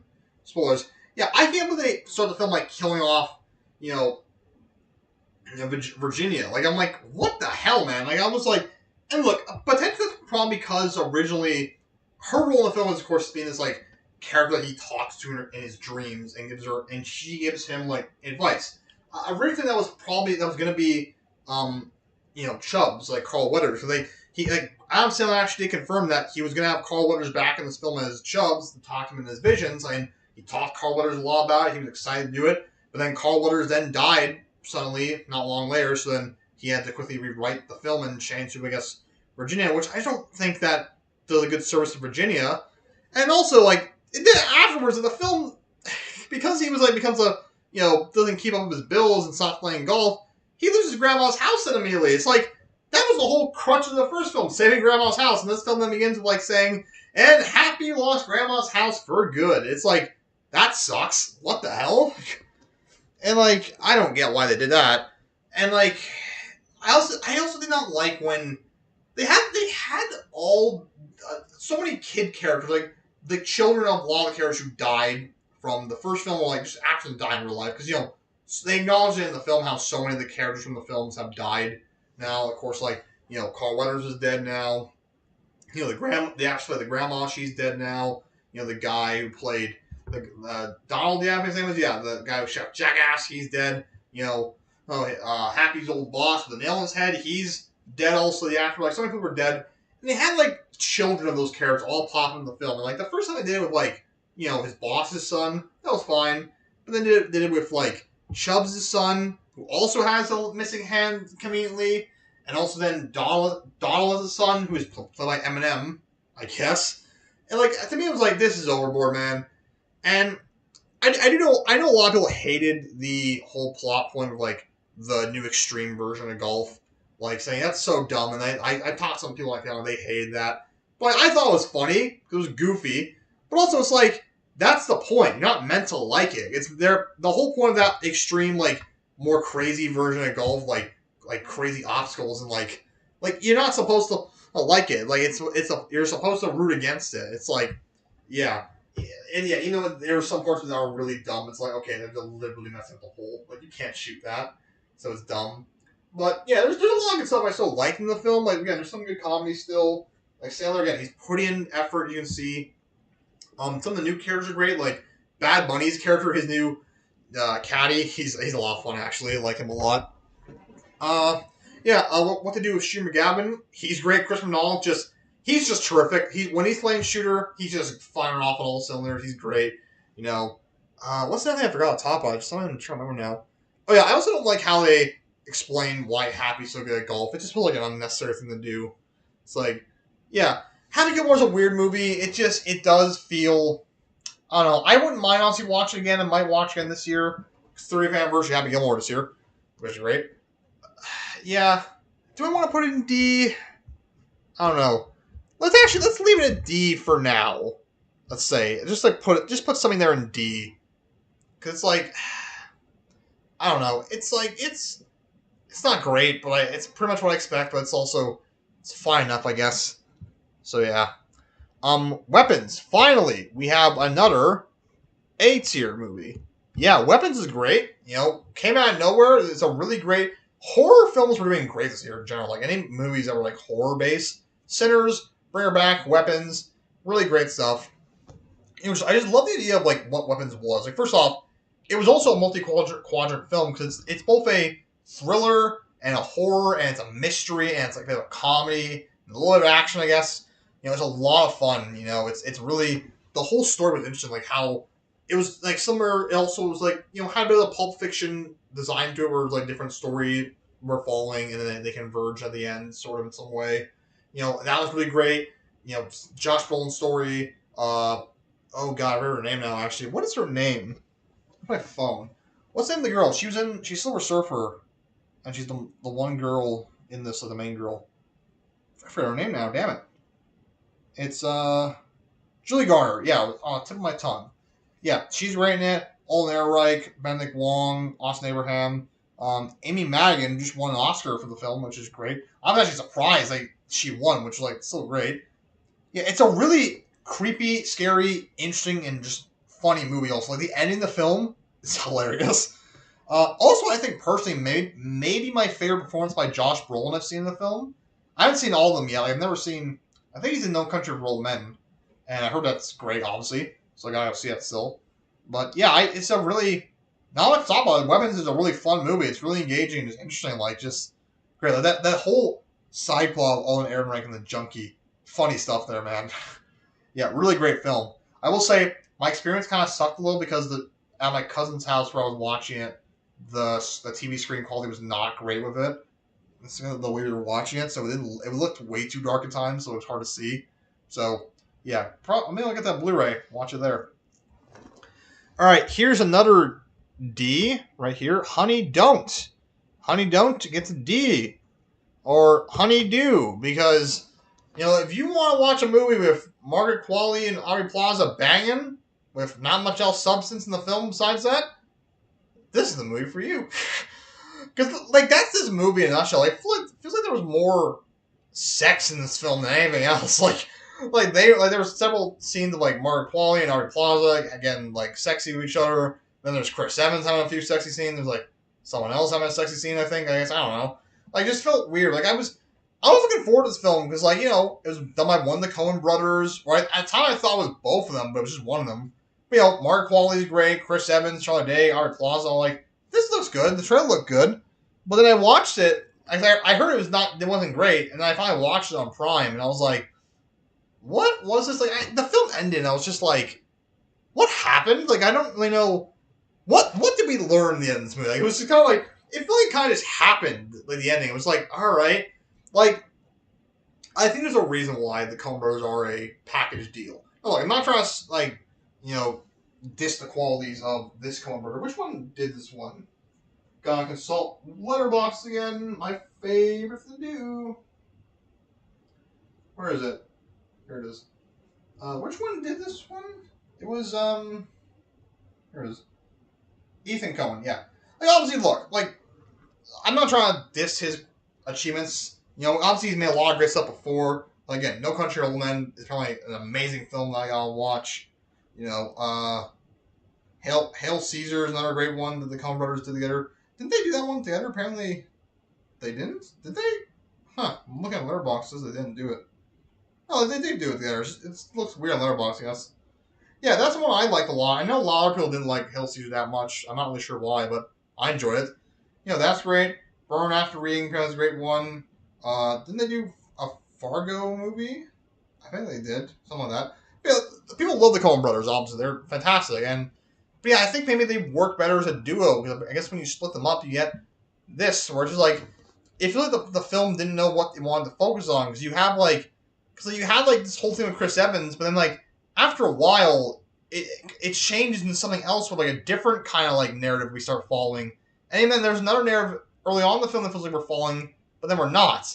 It feels like just kind of disjointed the narrative. Like they didn't really know what they wanted to tell here. They were like they thought this was cool and this was interesting, but then also like this is like it just I don't know. It felt like all over the place. Time the narrative like I think the visual look of it and the performances hold together for the most part, but it's not great. Chris Evans also like man, we were talking with Heroes how he was actually pretty good in that, but then this is like if you're gonna have Chris Evans play a bad guy, you need to do something else with him. Like it just you need to make him more of a douche. Like he's kind of a douche, but you need to do something else. You need to give him a different kind of script to make him play a villain. Like I don't know if he should even play villains. Like I mean, no, he's great as a bad guy in Scott Pilgrim, but you watch him in this, and what was the other one? The Gray Man. I don't know, the way they write him as these villains don't work. Like, you need to do something different when you're making him a bad guy. It just doesn't work. Uh, yeah, that's Honey Don't. Also known as just like a sex movie, pretty much, because just that's what it is. Just it's sex and nothing else. No substance to it with the plot, because it's just weird. Hey, look, I guess some people just want that. Just want to watch some sex in a movie. Caught stealing. This is a. Yeah, I'm gonna C.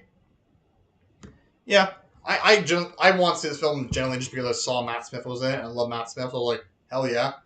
My friend described it the best by saying, although it's directed by Darren Aronofsky, it feels more like Guy Ritchie, and that's definitely true.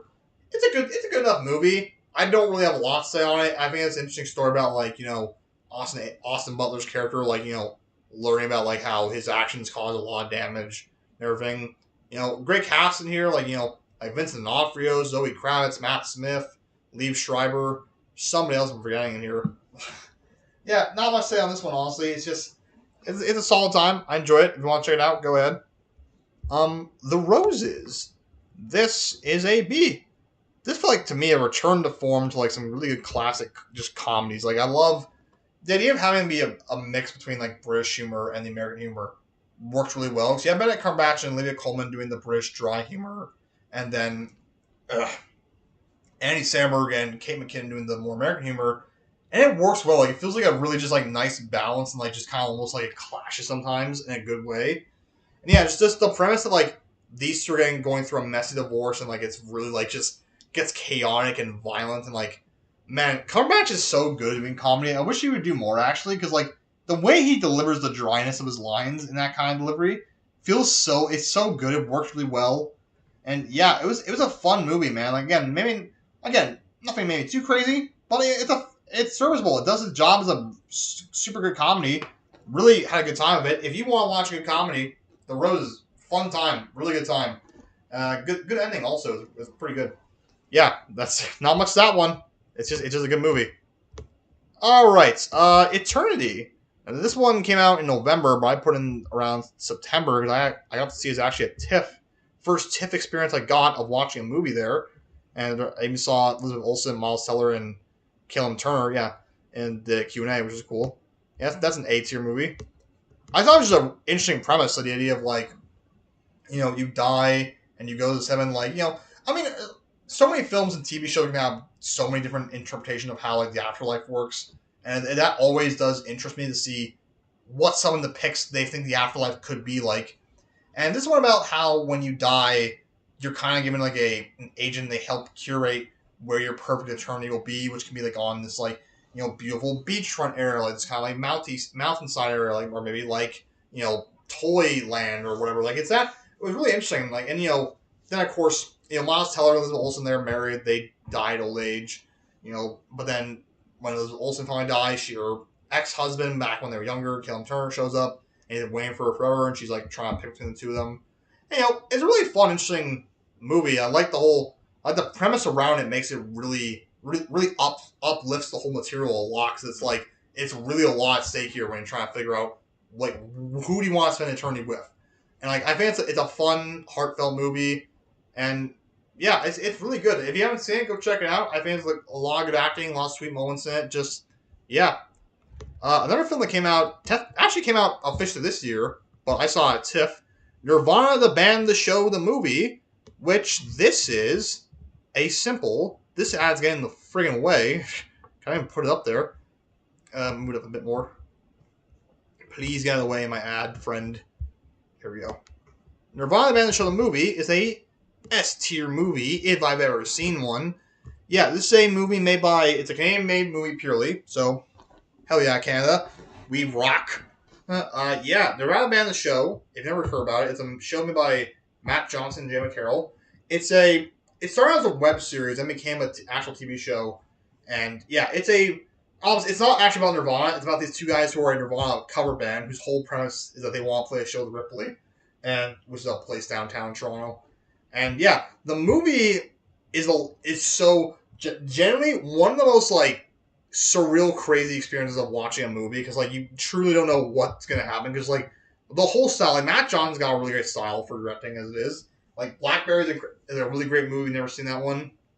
So yeah, you watch this one. It's just balls to the wall, nuts. Man, my throat is getting so dry, man.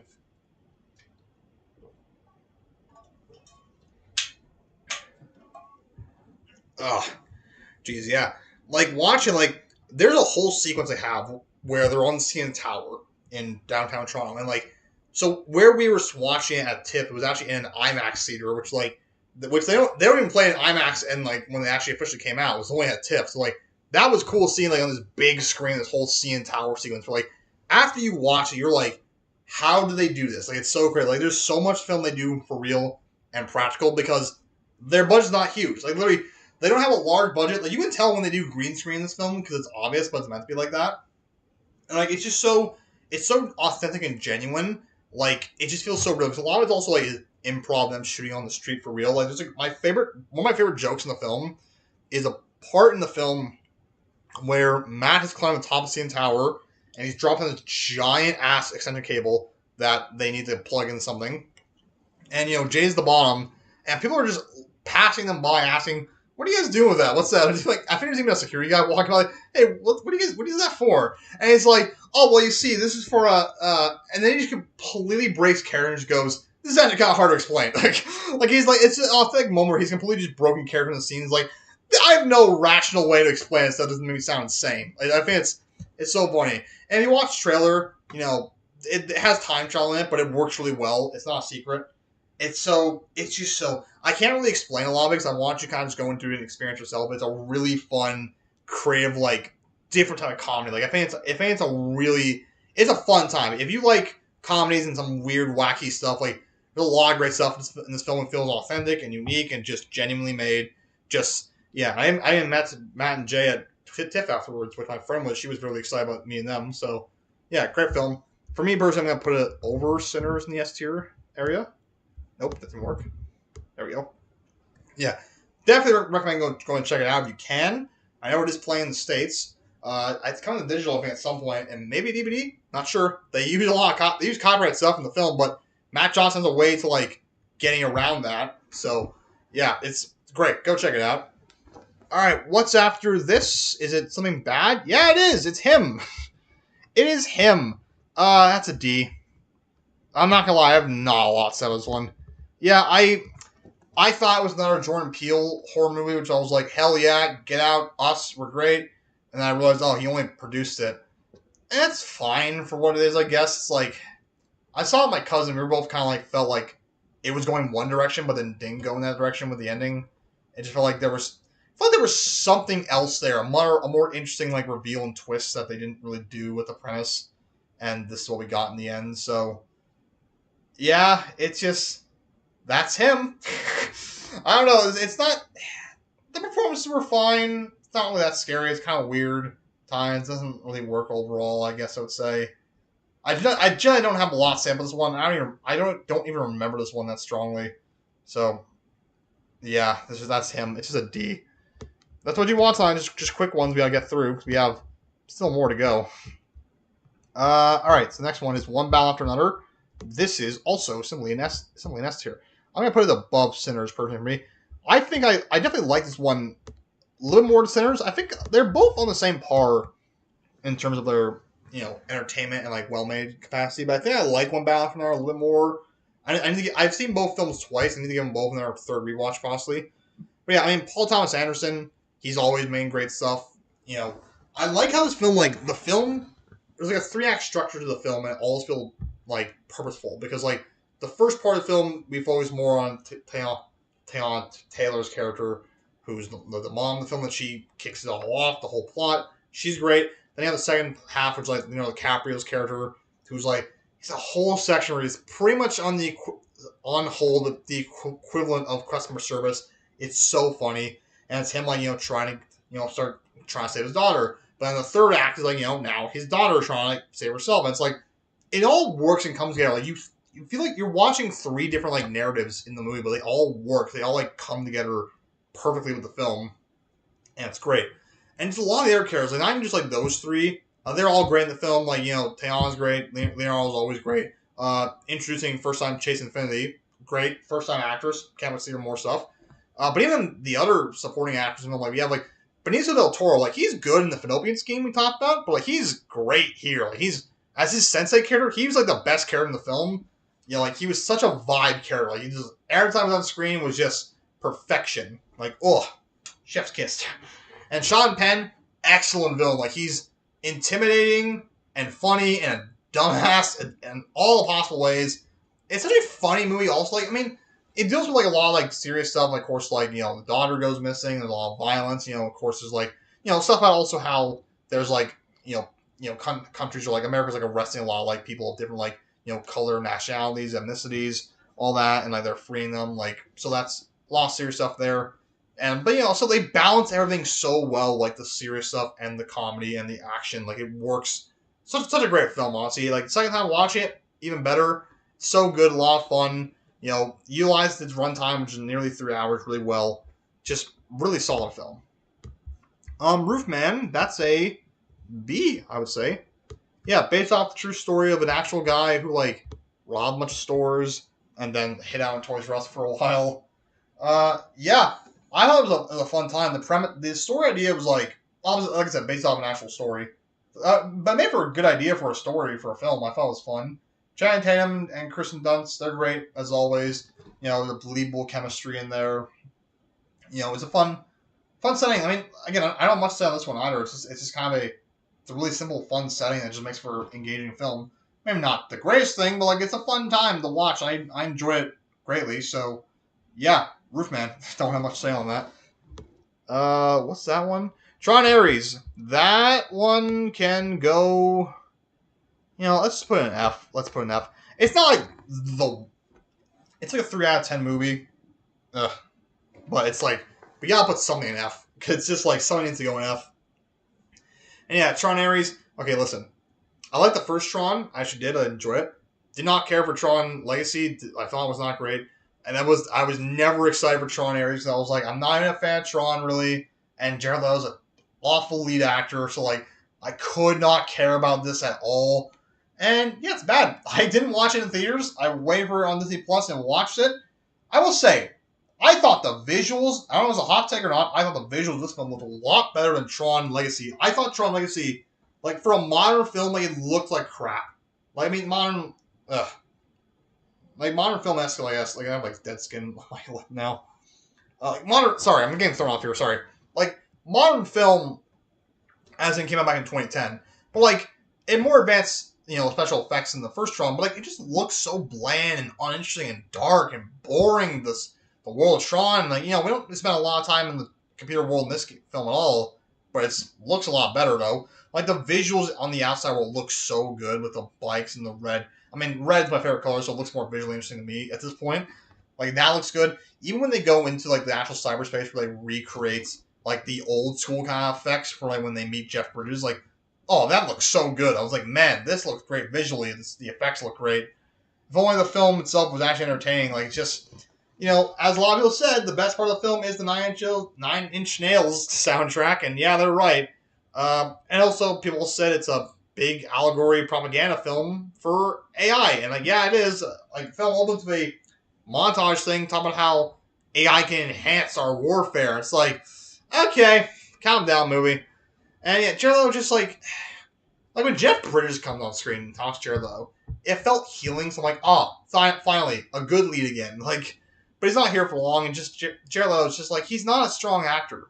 Like I don't look. I've heard he's been good in other stuff. Like for what I've seen of him in Suicide Squad and Morbius and what's that one?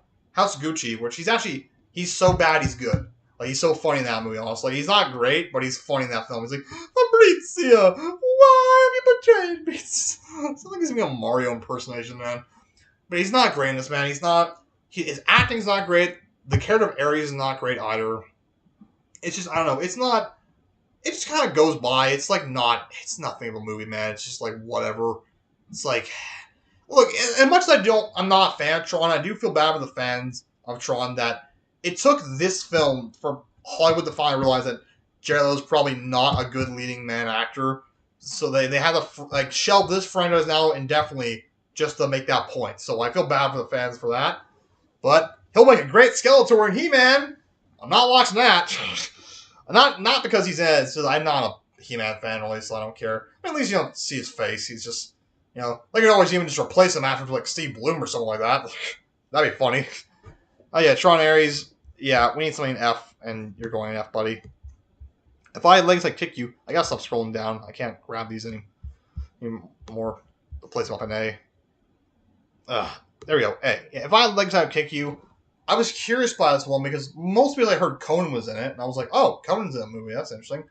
I watched it, and I'm like, man, it's a depressing movie, man. It's like it's depressing, not like compared to Bring Her Back, which is more upsetting. This one's just depressing, man. Like just, but it's like you understand, you feel bad for the character, like like because like the whole premise that she's alone, she's like her husband's off constantly on a work thing. She's trying to take care of their daughter by themselves, and like it's tough on her. Like she can't manage a lot of things going wrong around them in their life. Her daughter has a medical problem. Her house, the ceiling collapsed. They're living in a motel. And there's a scene near the end of the film in Conan O'Brien's office where she just breaks down crying and finally lets out her truth. And man, you feel like obviously the course like it's a sucky scenario. And even then her character does some stuff that like you do feel like that you shouldn't have done that. It's a bad choice you made. But you do feel bad for her. It's like, well, yeah, but like she feels so like she's like mentally and physically tired. Like she's like she can't keep up with this shit anymore. It's like it sucks for her. It's like, damn. Like, and you feel bad for her, man. It's a rough situation to be in. Like it sucks. And like Rose Byrne, she's great in the film. It's just like she captures such a tired energy super well. I applaud the idea also of not showing the daughter's face. For one thing, because like I think it works also not giving that actress scrutiny by showing her face to a lot of people because that happens a lot with child actors. They get a lot of scrutiny, so I feel like it was a good decision not showing her face pretty much at all in the movie, which I think was great. But also, they said it was a story decision to basically have Rose Byrne not view her daughter as a person because she's so like just broken now dealing with the kids. Like she doesn't really view her properly as a person, so that's why we never see her face. Great idea, and yeah, there's certainly some stuff to it. I think like maybe it could be a little bit better and everything. Like the ending's a little could be use a little tinkering and some stuff here and there, use some tinkering, but still really engaging film. Conan's also pretty good in the movie as well. He's great. Like, who knew he could act like that? Yeah, it's a really depressing film, but it's a really engaging, good time. Well, not good time, but it's a good movie. Good Fortune. This is a really sad see, honestly. This one I was actually looking forward to. It looked interesting. Keanu would look like he was gonna be fun in it, playing an angel. Seth Rogen, Ozzy, what's his name now? I don't want to mispronounce it. Where's I'm selling Ethan Cohen. Where is it in here? Good Fortune. Aziz Ansari, I think it's his name. I'm sorry if I pronounced it wrong. Yeah, I was looking forward to it, and like, I don't know. I watched it and like it was fine. Like I think there was a good message, obviously, about like your life and like keep holding out because eventually it will get better. But it's not really that funny. It feels kind of dry at times. I like Keanu Reeves. He's great in it. Like that one scene that's like kind of a meme where he's like, we should be able to spend our money on fun stuff, not tax, like chicken nuggies. Like, I think he's fun in the movie. Like, I like him a lot. But, it's just not that funny, man. I found that so unfortunate. I was like, There's a good group of people in here, but it's not that funny, which is like, yeah, it's just really, really unfortunate. So, yeah, good fortune. Blue Moon, get into F tier. Boring ass fucking movie, man. I watched this only because it was nominated. Like Ethan Hawke was nominated for Best Actor, and holy crap, he's good in it for the most part. I guess they're all mostly pretty good in that movie. It is so boring. Like, I'm sorry, that movie is boring as dog shit. Like, it's boring as watching paint dry. It's like I struggled to stay awake time. I was like, this is so boring. Like, it's like a bottle movie where, like, literally, we're in this bar. Like, this guy's in this bar. Wayne meets this girl he's been, like, conversing with. And also to celebrate his friend recent show we saw. He's having a party here. His whole thing from this bar, pretty much. Oh, God. Good, got to blow my nose again. Oh, boy.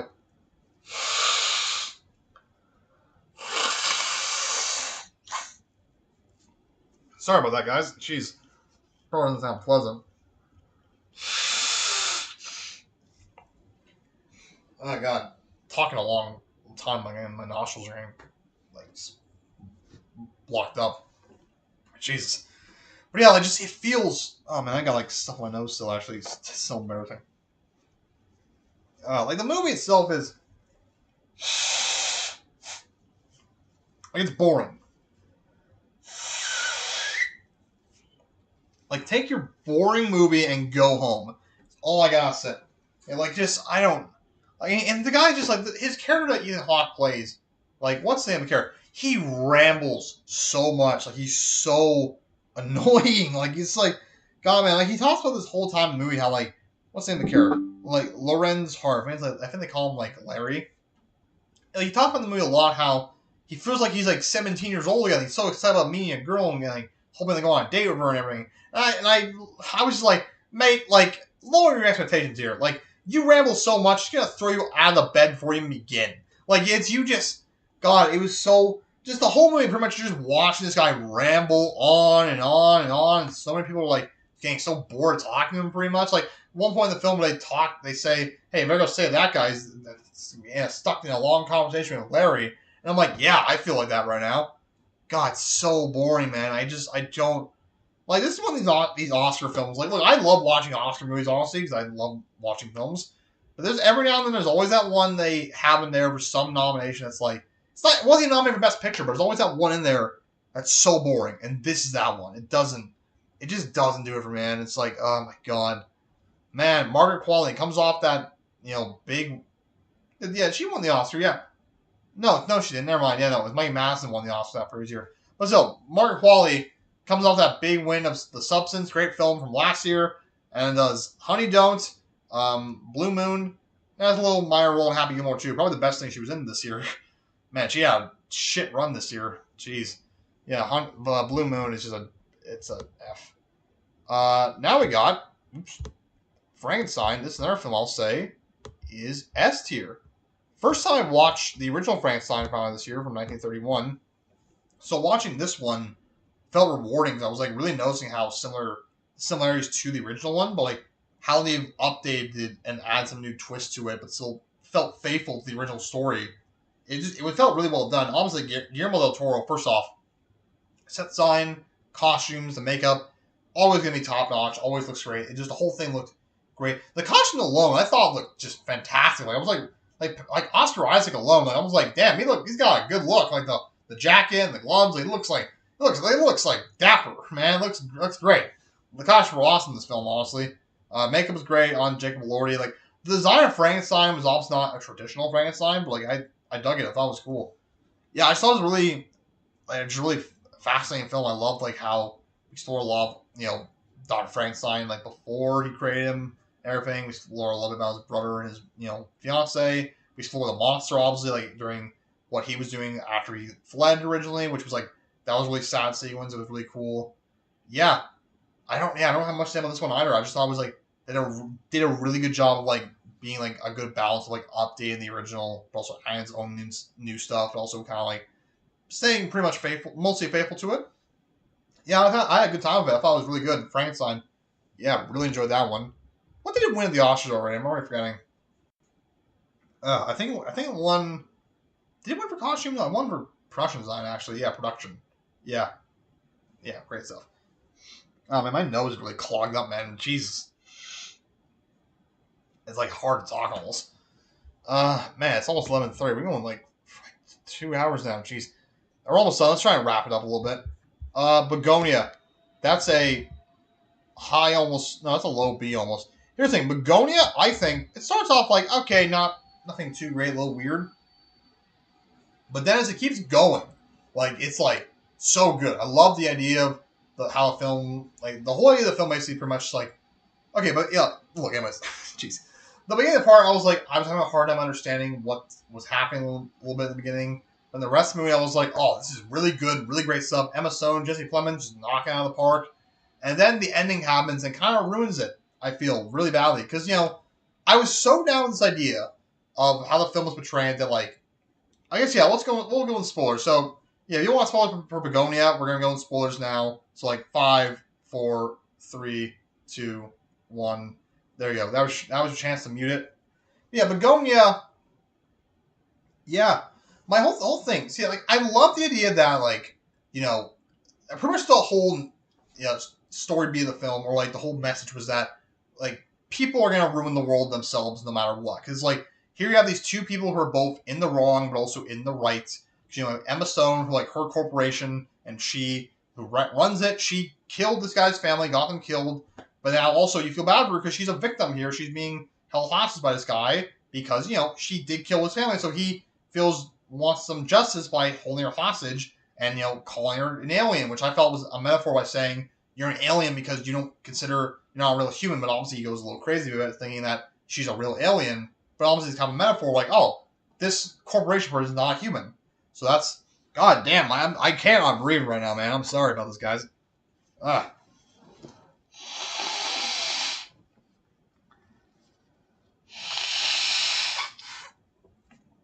Jeez, I'm sorry.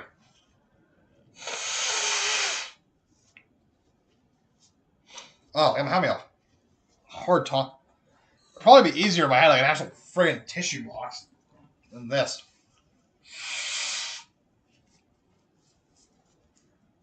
Oh man, I'm like having like I can feel it in the back of my nose and like in the back of the throat also. It's like just hard to talk almost. What are we talking about now? I forgot. Yeah, Begonia. Yeah. And yeah, if his character who's like, he wants justice, he feels in the right because she got his family killed, so he wants some justice. Same time, he's a little crazy, thinks she's an actual alien, and like tortures her, keeps her held hostage. Like, he's in the wrong for that. Like, I feel like it was a brilliant way of doing it, like the dichotomy of it, where it's like they're both right and wrong, and pretty much the message is that like corporations and people overall are gonna ruin the world. But then they just go, psych, she was an alien, and that's what this was all about. The aliens are gonna kill the world, and it's like, okay, what? Like, I really was like, I kind of watched it, and I almost felt like, was that something that was changed during the production? Like, did someone at the studio say, no, you don't actually make it like that we, the corporations, are bad. Make it that it is aliens. Because to me, that almost derails the movie almost. Like, I would have almost given this like an 8 out of 10, but I give it a 7, because that ending just mucks it up for me. I do love the alien aesthetic, though, like how they don't make them look complicated or anything. They just give them like these like nuts, like weird looking costumes and sets. Like, it looks like how they would have done alien spaceships back during the 50s, which I thought was cool. I just don't think it works for the ending of this movie. I feel like I love the whole like dichotomy and like the dynamic between Emma Stone and Jesse Plemons, the whole message. I thought it was great.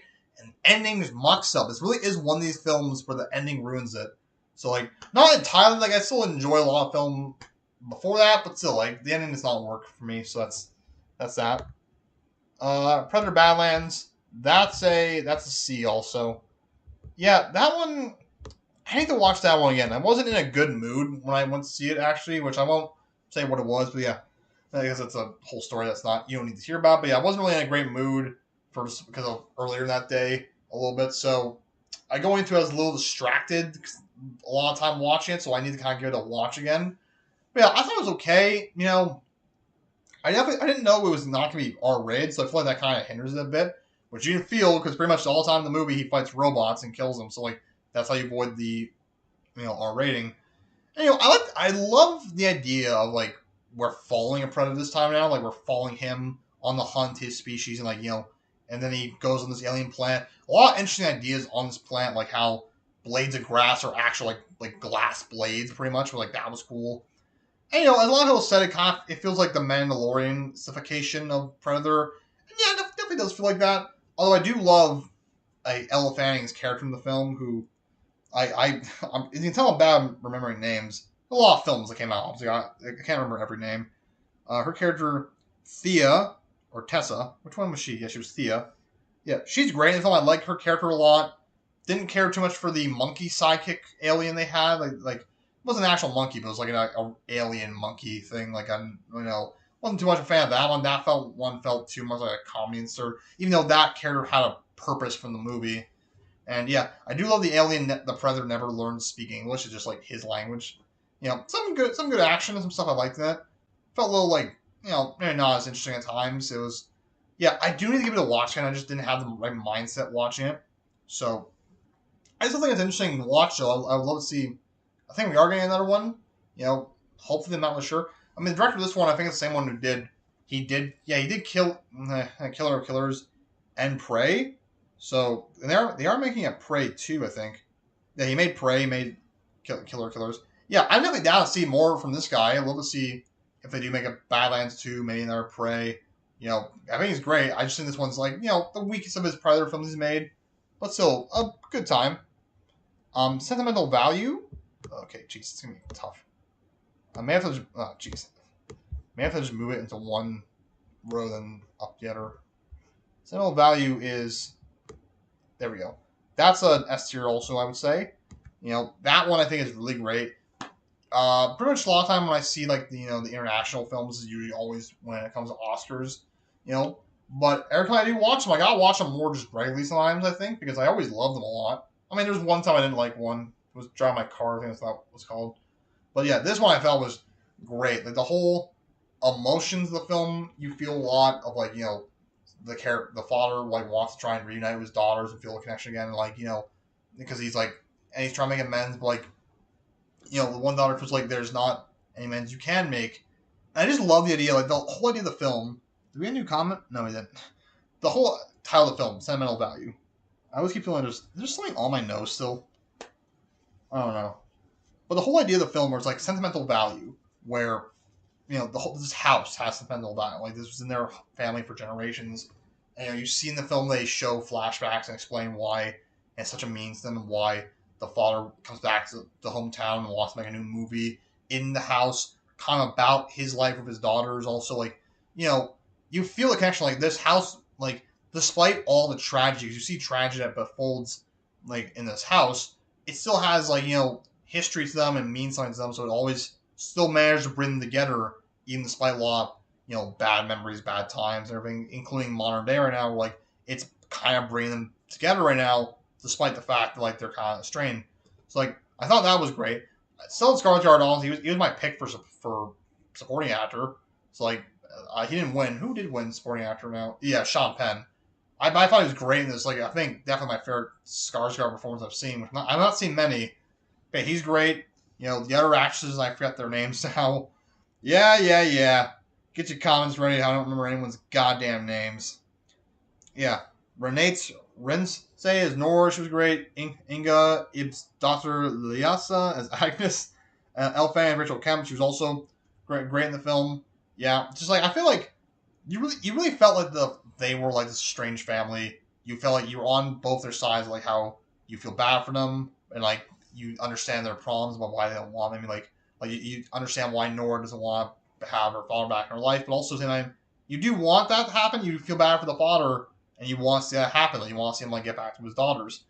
I think it's a really emotionally well made movie. It was really interesting, sad. So yeah, definitely go check it out if you haven't. Sentinel Value is really great. Holy shit, it's like 2 hours we've been.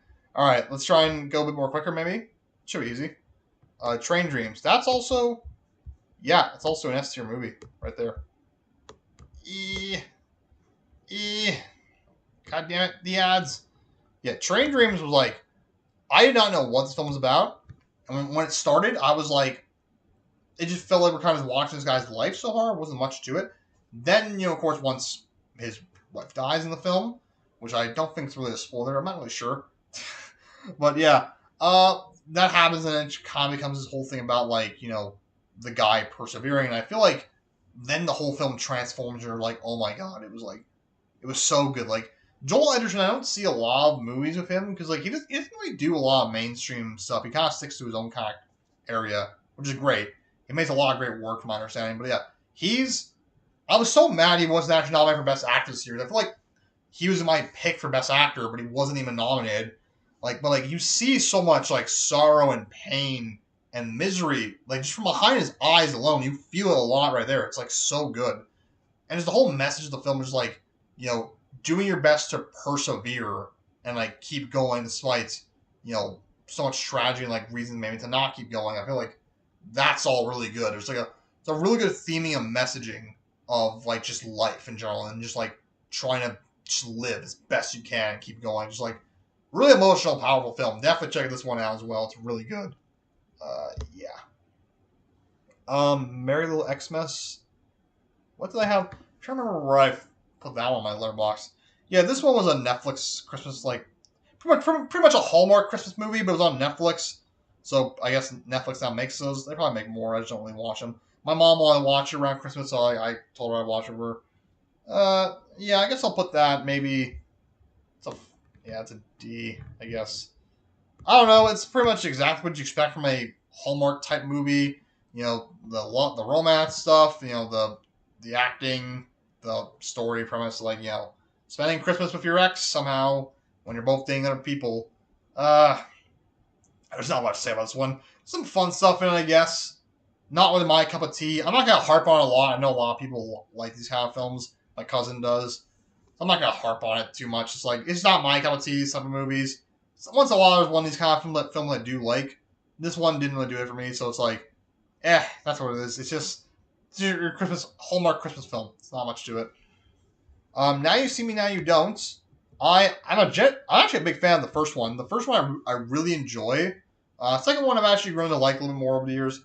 Third one I was excited for, and also yeah, I feel like I don't know if this is a hot take or not. I didn't care too much for the new characters they introduced, played by Ariana Greenblatt, Justice Smith, and the other guy. This is a C movie. What's the other guy's name? This is pretty embarrassing how many times I have to look up on my phone what the other guy's name was. What's his name? Dominic Sessa, yeah. So the new characters of Bosco, who was Dominic, June was Ariana, and Charlie was Justice. Yeah, I mean, like I don't know. I mean, they're not the worst characters. I just didn't love they kind of took up a lot of screen time. I've been wanting to see a new sequel for quite some time with the characters. They even brought back Isla Fisher finally. But they kind of took up a lot of screen time, and again, they're not like terrible. They're fine. I just didn't really want to see. They work mostly well, I guess, with the characters, with the original characters, but still, it's nothing too much, I guess. I don't know. I kind of just want to see them with the original cast, but they're all in it still a lot. Obviously, not Mark Ruffalo. Mark Ruffalo was kind of like not in it, so like, which I think kind of sucks. Which I mean, like, his story was kind of complete in the second one, but like, still, it feels a little unfortunate they just kind of like left him out of this one. I'm like, okay, come on. I want to see Mark Ruffalo now finally a part of the crew, everything like Dylan Rhodes. But yeah, I mean, this chemistry, the cast is great. Eisenberg, Jane Daniel Atlas, Dave Franco with Jack Wilder, Isla Fisher as Henley Reed, and Woody Harrelson and as Merritt McKinney. They're great. I love their chemistry. They've always bounced off each other really well. They're a lot of fun. Yeah, they're great. And also, all Matic stuff is always great. It's always like practical stuff they mostly try and do. I think most part are always doing like that one scene where they're trying to like one up each other with like doing a card trick. Really great stuff. I always love seeing that. The plot kind of flip flops for me if I like it or not. If I like the plot twist or not, they do the reveal. I don't know. It does. I think I do like it maybe a little bit more than the second one. I'm not really sure. But no, the second one honestly I've grown a lot on. I don't know. It's a weird one. I probably have to watch it again, but yeah, it's fine. We are probably getting a fourth one, which they're going to work on trying to get out much sooner than it took for this one to come out. So should be good. Jay Kelly. I'm gonna put this one in A tier. I think a lot of people didn't compared to like the previous film Noah Baumbach made with also Adam Sandler, which is Marriage Stories. Love it. One of my favorites. People felt this one was not his strongest film he's made. I didn't have a problem with it. I actually really enjoyed it. I thought it had a really great story message. Like, but that's maybe just me. I liked it a lot. Like Sandler in particular is really good in this film. Like you feel like this is a scene in the point because he's playing an agent to like George Clooney's character Jay Kelly as well as another character named Patrick Wilson. Is a scene where he has to talk about how because he has to let Patrick Wilson go as his client. And at one point he talks about how like it's not you, it's me, and he says I'm just tired. Like you and you the way he said that he said it so like casually and just like kind of low temperature in his voice. He's like I'm just tired. Like you felt that. I felt that so hard there. I was like, damn, like yeah, I feel like he's exhausted. Like, and yeah, I love the idea of the film that like it's a movie star who's like loved doing this, but then he's starting to feel like after one of his friends has died recently, I think that's what it was. He starts to realize have I actually like he's going through a midlife crisis. He's like trying to realize have I wasted my life as an actor? Like, and I can't should I spend more time with my daughter? I think it's a really great story. It has like a really the ending kind of gets you there at the end. I'm like, it got me. I was like, oh damn, that's sad. So yeah, I mean, there's some stuff to the film I feel like didn't quite work. Like Adam Sandler has a side plot with Laura Linney. I think that's who he has a side plot with. It is Laura Linney, right? I am not checking my phone. No, that's a lie. I am.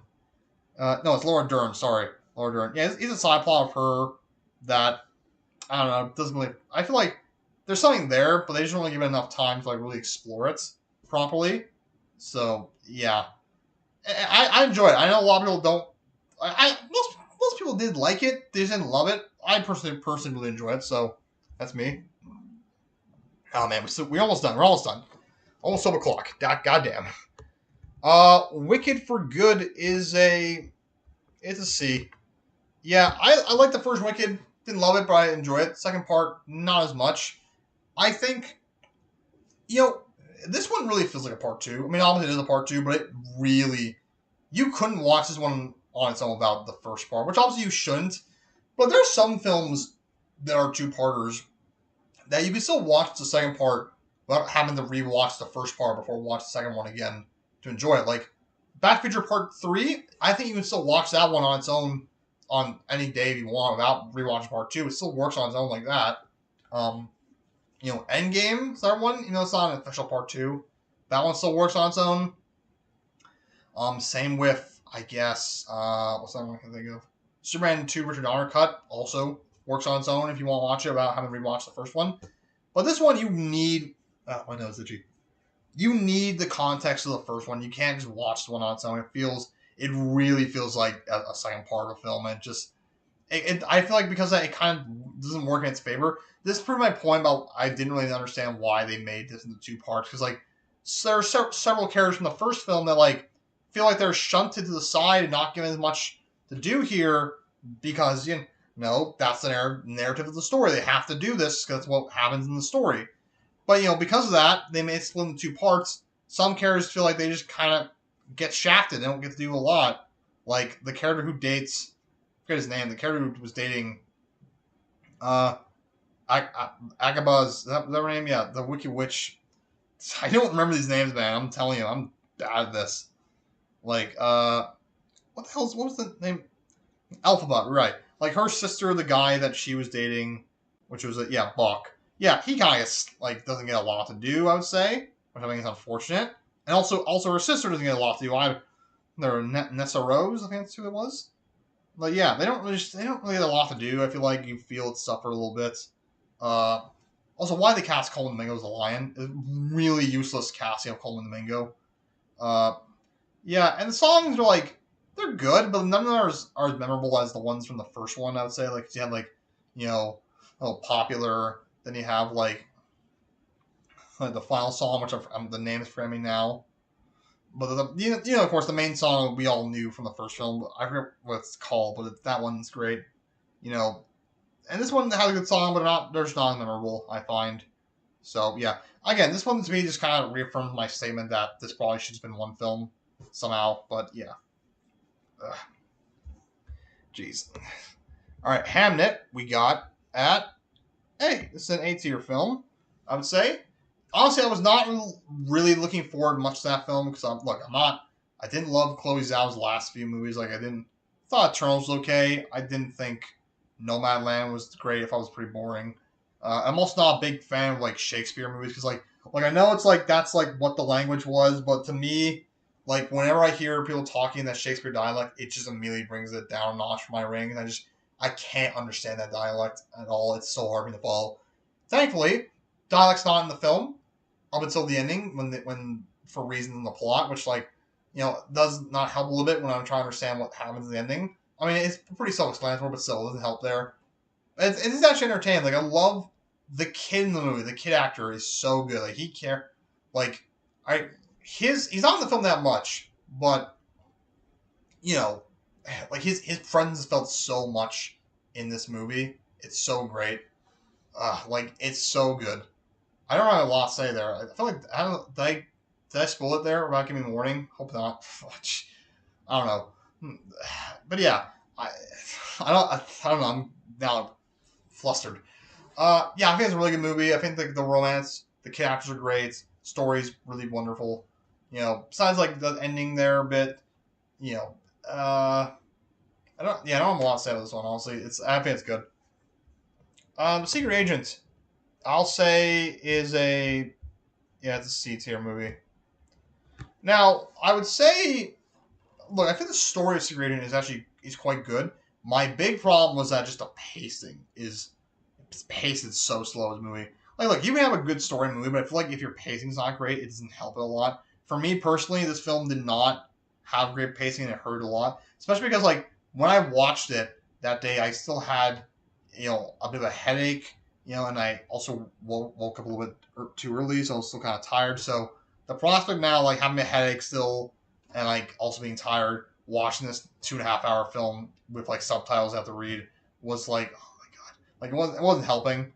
I feel like the first part is like mostly fine. The second part, the middle of the section is like much better, and the third part then kind of like, I like the idea of like, just try the plot where it's like this guy's trying to like, avoid these hitmen that are coming after him because this company's trying to get rid of him for reasons.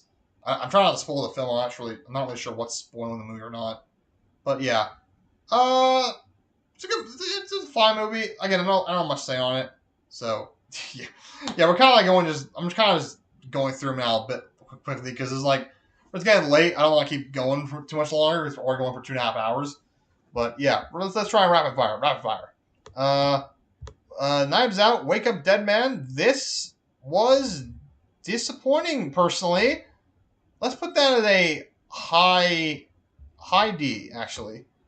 Yeah, I know people are probably going like, "What? You didn't like Wake Up Dead Man?" I don't know, man. Something about that didn't click for me. Like, I love the last two, but this one didn't do it for me. Like, there's something that I think is great. Obviously, the set design, cinematography, performances are all great. But I think one thing that doesn't work in this film for me is that we don't get a lot from the other characters, like the side characters. Like, obviously, that's part of the fun of the other films, where like you see all these stupid people. Like, it's fun to watch them, and like we don't get a lot of them here in this film, so it's like, okay. And I don't know, something about the whole mystery just wasn't clicking. I feel like there was scenes we were wasting time a lot. I just felt kind of like they just kept going. It was like, okay, I don't know. Like, just like I didn't really. I stopped caring for it after a while. I was like, I was kind of waiting for it to be done.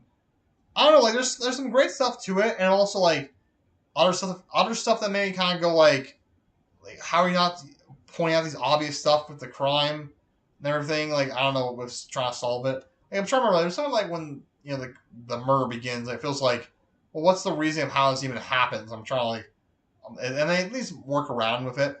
But then, oh yeah, no, I remember the whole explanation for how the death occurred once they revealed the end makes you kind of go, wouldn't they have found out about this back when it began? Like, it makes no sense that this was not known about when they first got the body or like looked for the crime scene. It's just like it was weird. They really had to like kind of make you jump through a hoop to just believe that logic. It was like, okay, whatever. Yeah, Wake Up Dead Man. Unfortunate. I didn't really like it that much, but yeah, it's not the worst thing. I guess it could be. Here's what I think. Actually, we need E tier. We need to create an E tier actually now. Uh, row below. Yeah, we're creating a new tier now because we have Five Nights at Freddy's in here. Yeah, I feel like this is the movie that deserves the most because Five Nights at Freddy's. Okay, let's wait. Let's give it a minute. All right, so let's change the color. This one's gonna be blue now. I feel like this one deserves E, and this one will be pink. There we go. Yeah. Late in the game, we're creating a new tier section. So yeah, Final Fantasy 2 is going E. Because I feel like that's what it should be. Yeah, I know it's probably like, why? So why? Okay, here's the thing. Final Fantasy 2, I don't think is a great movie, but it's not the worst thing ever to like, if you watch it, it's like, there's some fun we had, I guess. It's not the worst thing to watch, but it's not as bad as the other two, I guess. And they're both, I rate all, like, Tron, Blue Moon, and Final Fantasy 2 are all in the same rating I gave them. I gave them all 3 out of 10. But I feel like Final Fantasy 2 is not quite the same level of bad as those two. Just like, I don't know. The first Final Fantasy is fine enough. It does a good job both being a good adaptation for the fans, but also works as a movie for the casual audience who never play the games, which, trust me, you need that for like the casual audience because these games are confusing as shit and weird. And I don't know, this one just didn't.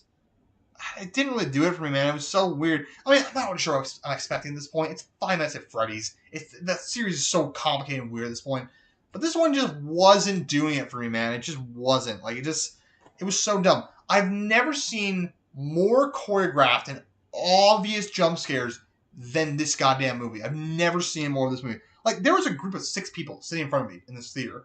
And, like, they were getting scared at every one of these jump scares. And I'm sitting there like, the fuck are you scared? Like literally at one point, you see the puppet, like, coming out of its, like, box to scare the person. Like, you see it. And then it has, like, Mechanic Race look up at it, and it makes that, the brrr sound effects to scare you looking at her. And, like, Mechanic Race is like, ah! And when it makes that sound effect, when she looks up at it and you see the shot of it, and makes that sound effect, the people in front of me were like, ah! And I'm like, you could see that was coming. Like, that's so obvious. Like, it's not, like nothing in this movie scared me. Like, everything was so obviously choreographed that it was going to happen. Like, it was so not scary. And, like, there's stuff in the plot I thought was stupid. Like, the way they were treating the character of Vanessa and Josh Hutcherson's character, Mike. Just stupid. Like, Mike was kind of getting on my nerves. I was like, what, dude? Like, what are you doing, man? And, like, there's so much, like, also they have, like, Wayne Knight shows up as, like, the most annoying teacher. Such a douchebag teacher. Like, not since 2015's Fan 4 Stick has there been a more annoying teacher, a dumbass teacher than this guy. Where Dan Castellano is like, no, that weird magic shit you did over there, you're disqualified. And Wayne Knight's like, oh, well, look at this. Like, he's talking about how you can't participate in this science fair because, like, your stuff, this robot you made is not great. It's shit. And she rocks up with, like, this very obvious robot in a suit, actual robot, and is like, what is this? What is this? You can't just have someone in a suit come up here. Why don't you prove it's a guy in a suit, dude? So I'm just saying it's a guy in a suit. Prove it.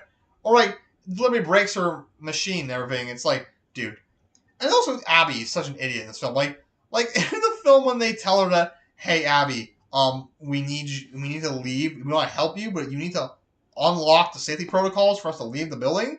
And so we can't do it. We have big fingers or whatever it was. Okay.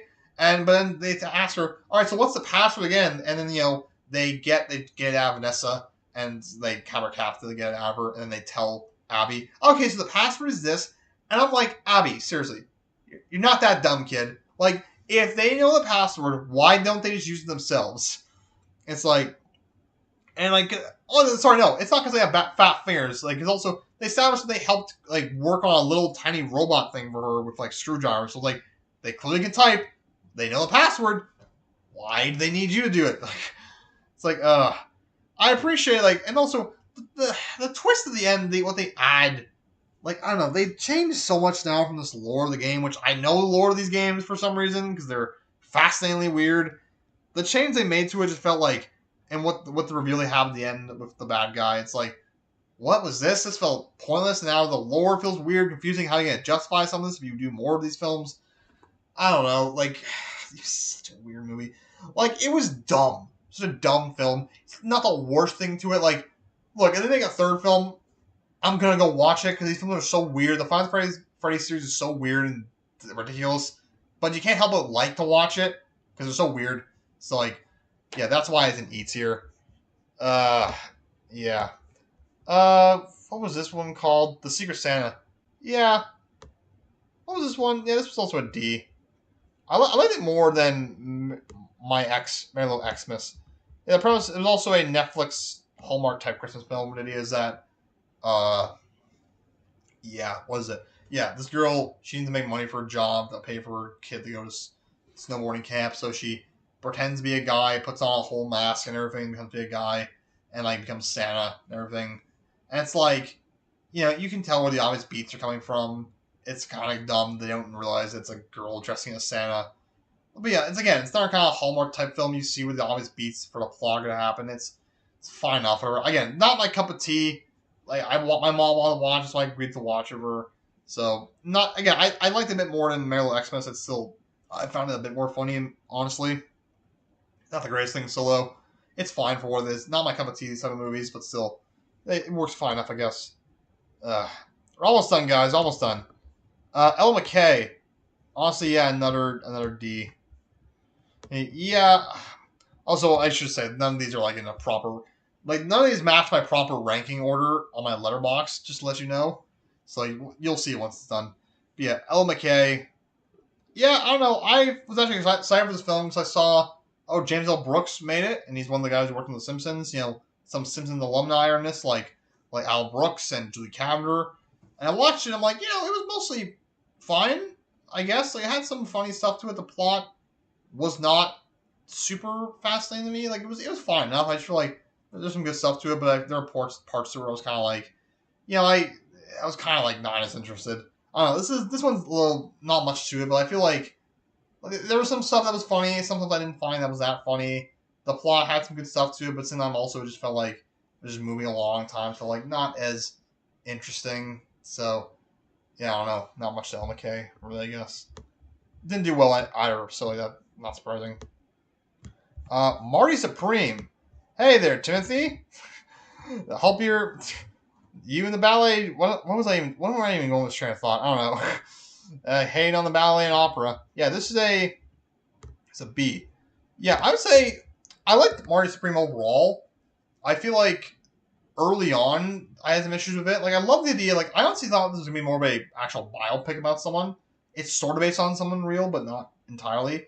I thought it was a biopic about like Telltales and everything, but like it's not. I love how it actually is. How it's like this guy's just this destructive dude who's like just destroys people's lives and like just to get what he wants. Kind of like it's like obviously like not like in a malicious way, but he's just kind of not insensitive. It's a really engaging film. It's really fascinating. It's really fun. The journey goes on. Really great. I just think that I think early on it doesn't work a little bit. It's kind of like, well, not early on. Sorry, there's some stuff in the middle is what I meant to say. It does feel its length, and I think it kind of hurts it for me a little bit because it started feeling like it was going on a bit long. Stuff that was happening was very important. But then once we get to the third act, the pacing is a lot better. Like it feels like it just goes, it really works super well. So yeah, the acting was all really well. I think this is my favorite performance by Timothy Chalamet. So like, yeah, I think like a good film. Just besides maybe like pacing problems in the middle and some other stuff, it's a really good movie.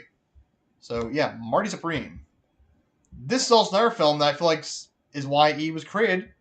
Anaconda. Anaconda. Yeah. Fuck, man. Anaconda just that film wrecked me, man. Like this was just white noise the movie. Like that's what it was. Like it was nothing. It was a nothing burger film. Like the trailers did not look impressive to me. I didn't even want to go watch this film, but I had a free pass expiring for a movie soon, so I had to go use it. They took Ella McKay out of theaters. That's the one I wanted to see, so I had to choose something else. So it was up between this and the SpongeBob film, honestly.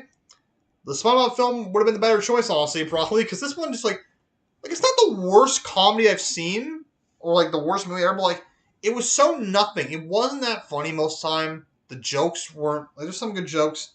Like Paul Rudd, Jack Black, they're fine enough. Like I've never even heard of the original Anaconda, never seen it, and spoilers. I guess if you care about spoilers for Anaconda, like just mute the stream for now until we stop talking about Anaconda. But like my God, when Ice Cube showed up, I was actually excited. I was like, oh my God, Ice Cube's here! Hell yeah! Now it's gonna get some. It's gonna get because Ice Cube, he's always fun no matter what. But man, that was just Ice Cube literally collecting a check. He was like, okay, I'll show up. Like, literally, his whole point being the film is to have a selfie with the rest of the cast. They want a selfie with him. And it's like, you don't see him die, you don't see him save the rest of the cast, or like save the main character at the end. It's like, what was his point? He has no point in the film. I can't describe this movie any more than like it's just nothing. It's such a like by the end of the movie I was like I didn't know what to think of it. I was like it felt like it just washed over me. It just felt like a nothing burger movie. Like it was such nothing. I never felt so nothing about a movie than this. Like I literally after I watched it, I was like, man, is this movies? Is this just what movies are sometimes? And then the next day I watched Fantastic Mr. Fox and I was like, movies are back. Yeah. Movies have been back since 2009 when that film came out. God, this one, man, it's just, I don't know, man. It's just, it was so, it felt like it came at me and then just, I don't know what happened afterwards, honestly. It was such a, just nothing movie, man. Just whatever film. God. It's just, I don't know, man. It was not great. Yeah, those are the only two that are going to be in the E category also. All right, last two. Let's go for these. This one will be rapid fire. These last two will be rapid fire quick. Song of Some Blue. I'll put that in pretty good. I'll put it in A. I thought it was pretty good. I'll put it in a high B maybe. I don't want to say like exactly A, but like it's a high B. You know, it's simple kind of like musical kind of movie based on real lives. You know, Hugh Jackman can always sing. He sounds great. Oh shit, what's her name now? Oh my god, what's her name? Kate something. Jesus, man. I can't remember people's names for the life of me. I had her name in my head, now I can't remember it. Jesus, man. It's like, what is her name? Kate Hudson. Jesus, fuck. Couldn't remember that name for the life of me. Also, I'm going to put it above Mickey 17. No, I'm going to leave it like that. Whatever. Yeah, Kate Hudson, she actually can sing pretty good as well. You know, story, really interesting story. Didn't really know it. I thought it was fun, really interesting. Yeah, and sad also. I didn't really understand why Kate Hudson was nominated when I heard... Before I ever saw this film, I didn't understand why Kate Hudson got nominated for Best Actress. After watching it, I can understand a bit more. It's a bit more meat to that role she played in the back half. Still, the most simplest performance of all the Best Actress nominations from this year, so it felt like just a gimme kind of nomination.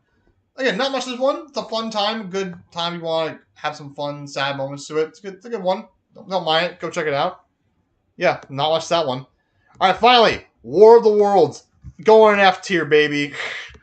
Just okay. It's an F tier, but everybody knows who has seen War of the Worlds. This movie is so bad, it's good. It's an entertainingly terrible movie. It's so bad. It's so bad, but perfect. Like, apparently this Universal commissioned the guy who made films like Searching to make this, because it was back in 2020 when Universal thought that we were never going to make real movies again because of COVID. And so they were like, okay, I'll make this. Sat on this film then for 5 years and finally shadow dropped on Amazon. And everyone went, what the hell? And like, oh my god, this format does not work at all for the War of the Worlds story of like this, like on the computer screen constantly. And like, even though it's a simple film technically, it feels like overboard. Like trying to like keep up with all the stuff that he's typing, the text messages, the news broadcast, what he's saying, what he's hearing from other people. It's like, it was like sensory overload. I had to rewind it a few times. I was like, what the fuck is going on? Like, but it was so entertaining. Like, Ice Cube's performance in the movie is so great. Like, he's both underacting and overacting. Like when he sees like destruction, like aliens zapping people and killing them, he's like, oh. And but then the one time where he's getting just, he gets so mad at the most littlest of shit. It's sometimes it's not even as important as what's happening in the actual movie. Like, it's so, you have to watch it to believe it. Like, it's a good time, honestly. It's a horrible film. It's a good time, though. We were blessed by the gods for this movie. It's such a, man, it's not a good movie, but it's so great. I should have watched it. I don't know, I should. Should we live stream watch that? That'd be funny. Oh, man, it's just, it's such a bad movie. And the effects don't look great. It's just, such a terrible idea. Why would they choose War of the Worlds to make that story into this type of film? Such a bad idea. But yeah, guys, we finally did it. After, Jesus, like 2.5 hours, 58 movies ranked on tiers. I know you can't really see it well because how long it is and the ads are messing up. Is there any other film I can move around? Let me take a look at it. Is there anything I would move? I'll maybe like put Thunderbolts lower on the A tier, just like say it's because it's a little bit lowering my rating compared to all those other ones, which are 4 stars. I'll say Mickey 17 above Songs on Blue still here. Yeah, I'm not gonna try too much to, like rearrange them in a ranking system. So, am I fine with having Gilmore being here? Um, no, I'll put that in C. Honestly, I don't think it's like deserving that much of a D. Anything else change? Nope, I think it's all pretty good. Yeah, I'm happy with this list. So yeah, I think it's a pretty diverse list. Not too much in the lower two here, but like, I think that's the good thing. Yeah, so I think what is the most? B has the most. So for the most part, there were a lot more good still than bad. So yeah, I'll post this on the YouTube community post maybe, or like my social media, so you can see the actual proper thing later. But yeah, folks, thank you all for watching. I hope you enjoyed this live stream. Yeah, sorry about the delay early on. We had a few viewers every now and then. We had Tristan cop in a few times, so thank you for watching, Tristan. If you're watching the video format of this, hope you enjoyed listening to the whole thing or watching the whole thing. I'm not sure how you did it, but yeah, tell me what was your top 5 favorite movies. This is for the video version of this, obviously. For people watching the video version, what was your top 5 favorite and top 5 worst films of last year? Let me know down below. I'm curious to know. Go check my letterbox also in the down description to see my proper ranking from the best to worst of these films. It's mostly the same, you'll see, but you'll see a more proper ranking form. So, yeah. Overall, yeah, this was fun. Had a fun time doing this. Definitely long. I didn't think it would go on for this long. I thought it would maybe go on for at least an hour and a half. But, a few delays. I rambled on a lot about some of these. So, overall, we had fun, didn't we? It's all about the journey in the end, isn't it? So, yeah. Thank you all for watching. And stay tuned for next live stream on the channel, whatever that could be. So, yeah. I'll see you guys all later. Goodbye. And happy St. Patrick's Day as well. All right. Let's go over here. 20 reviews overall. Not bad.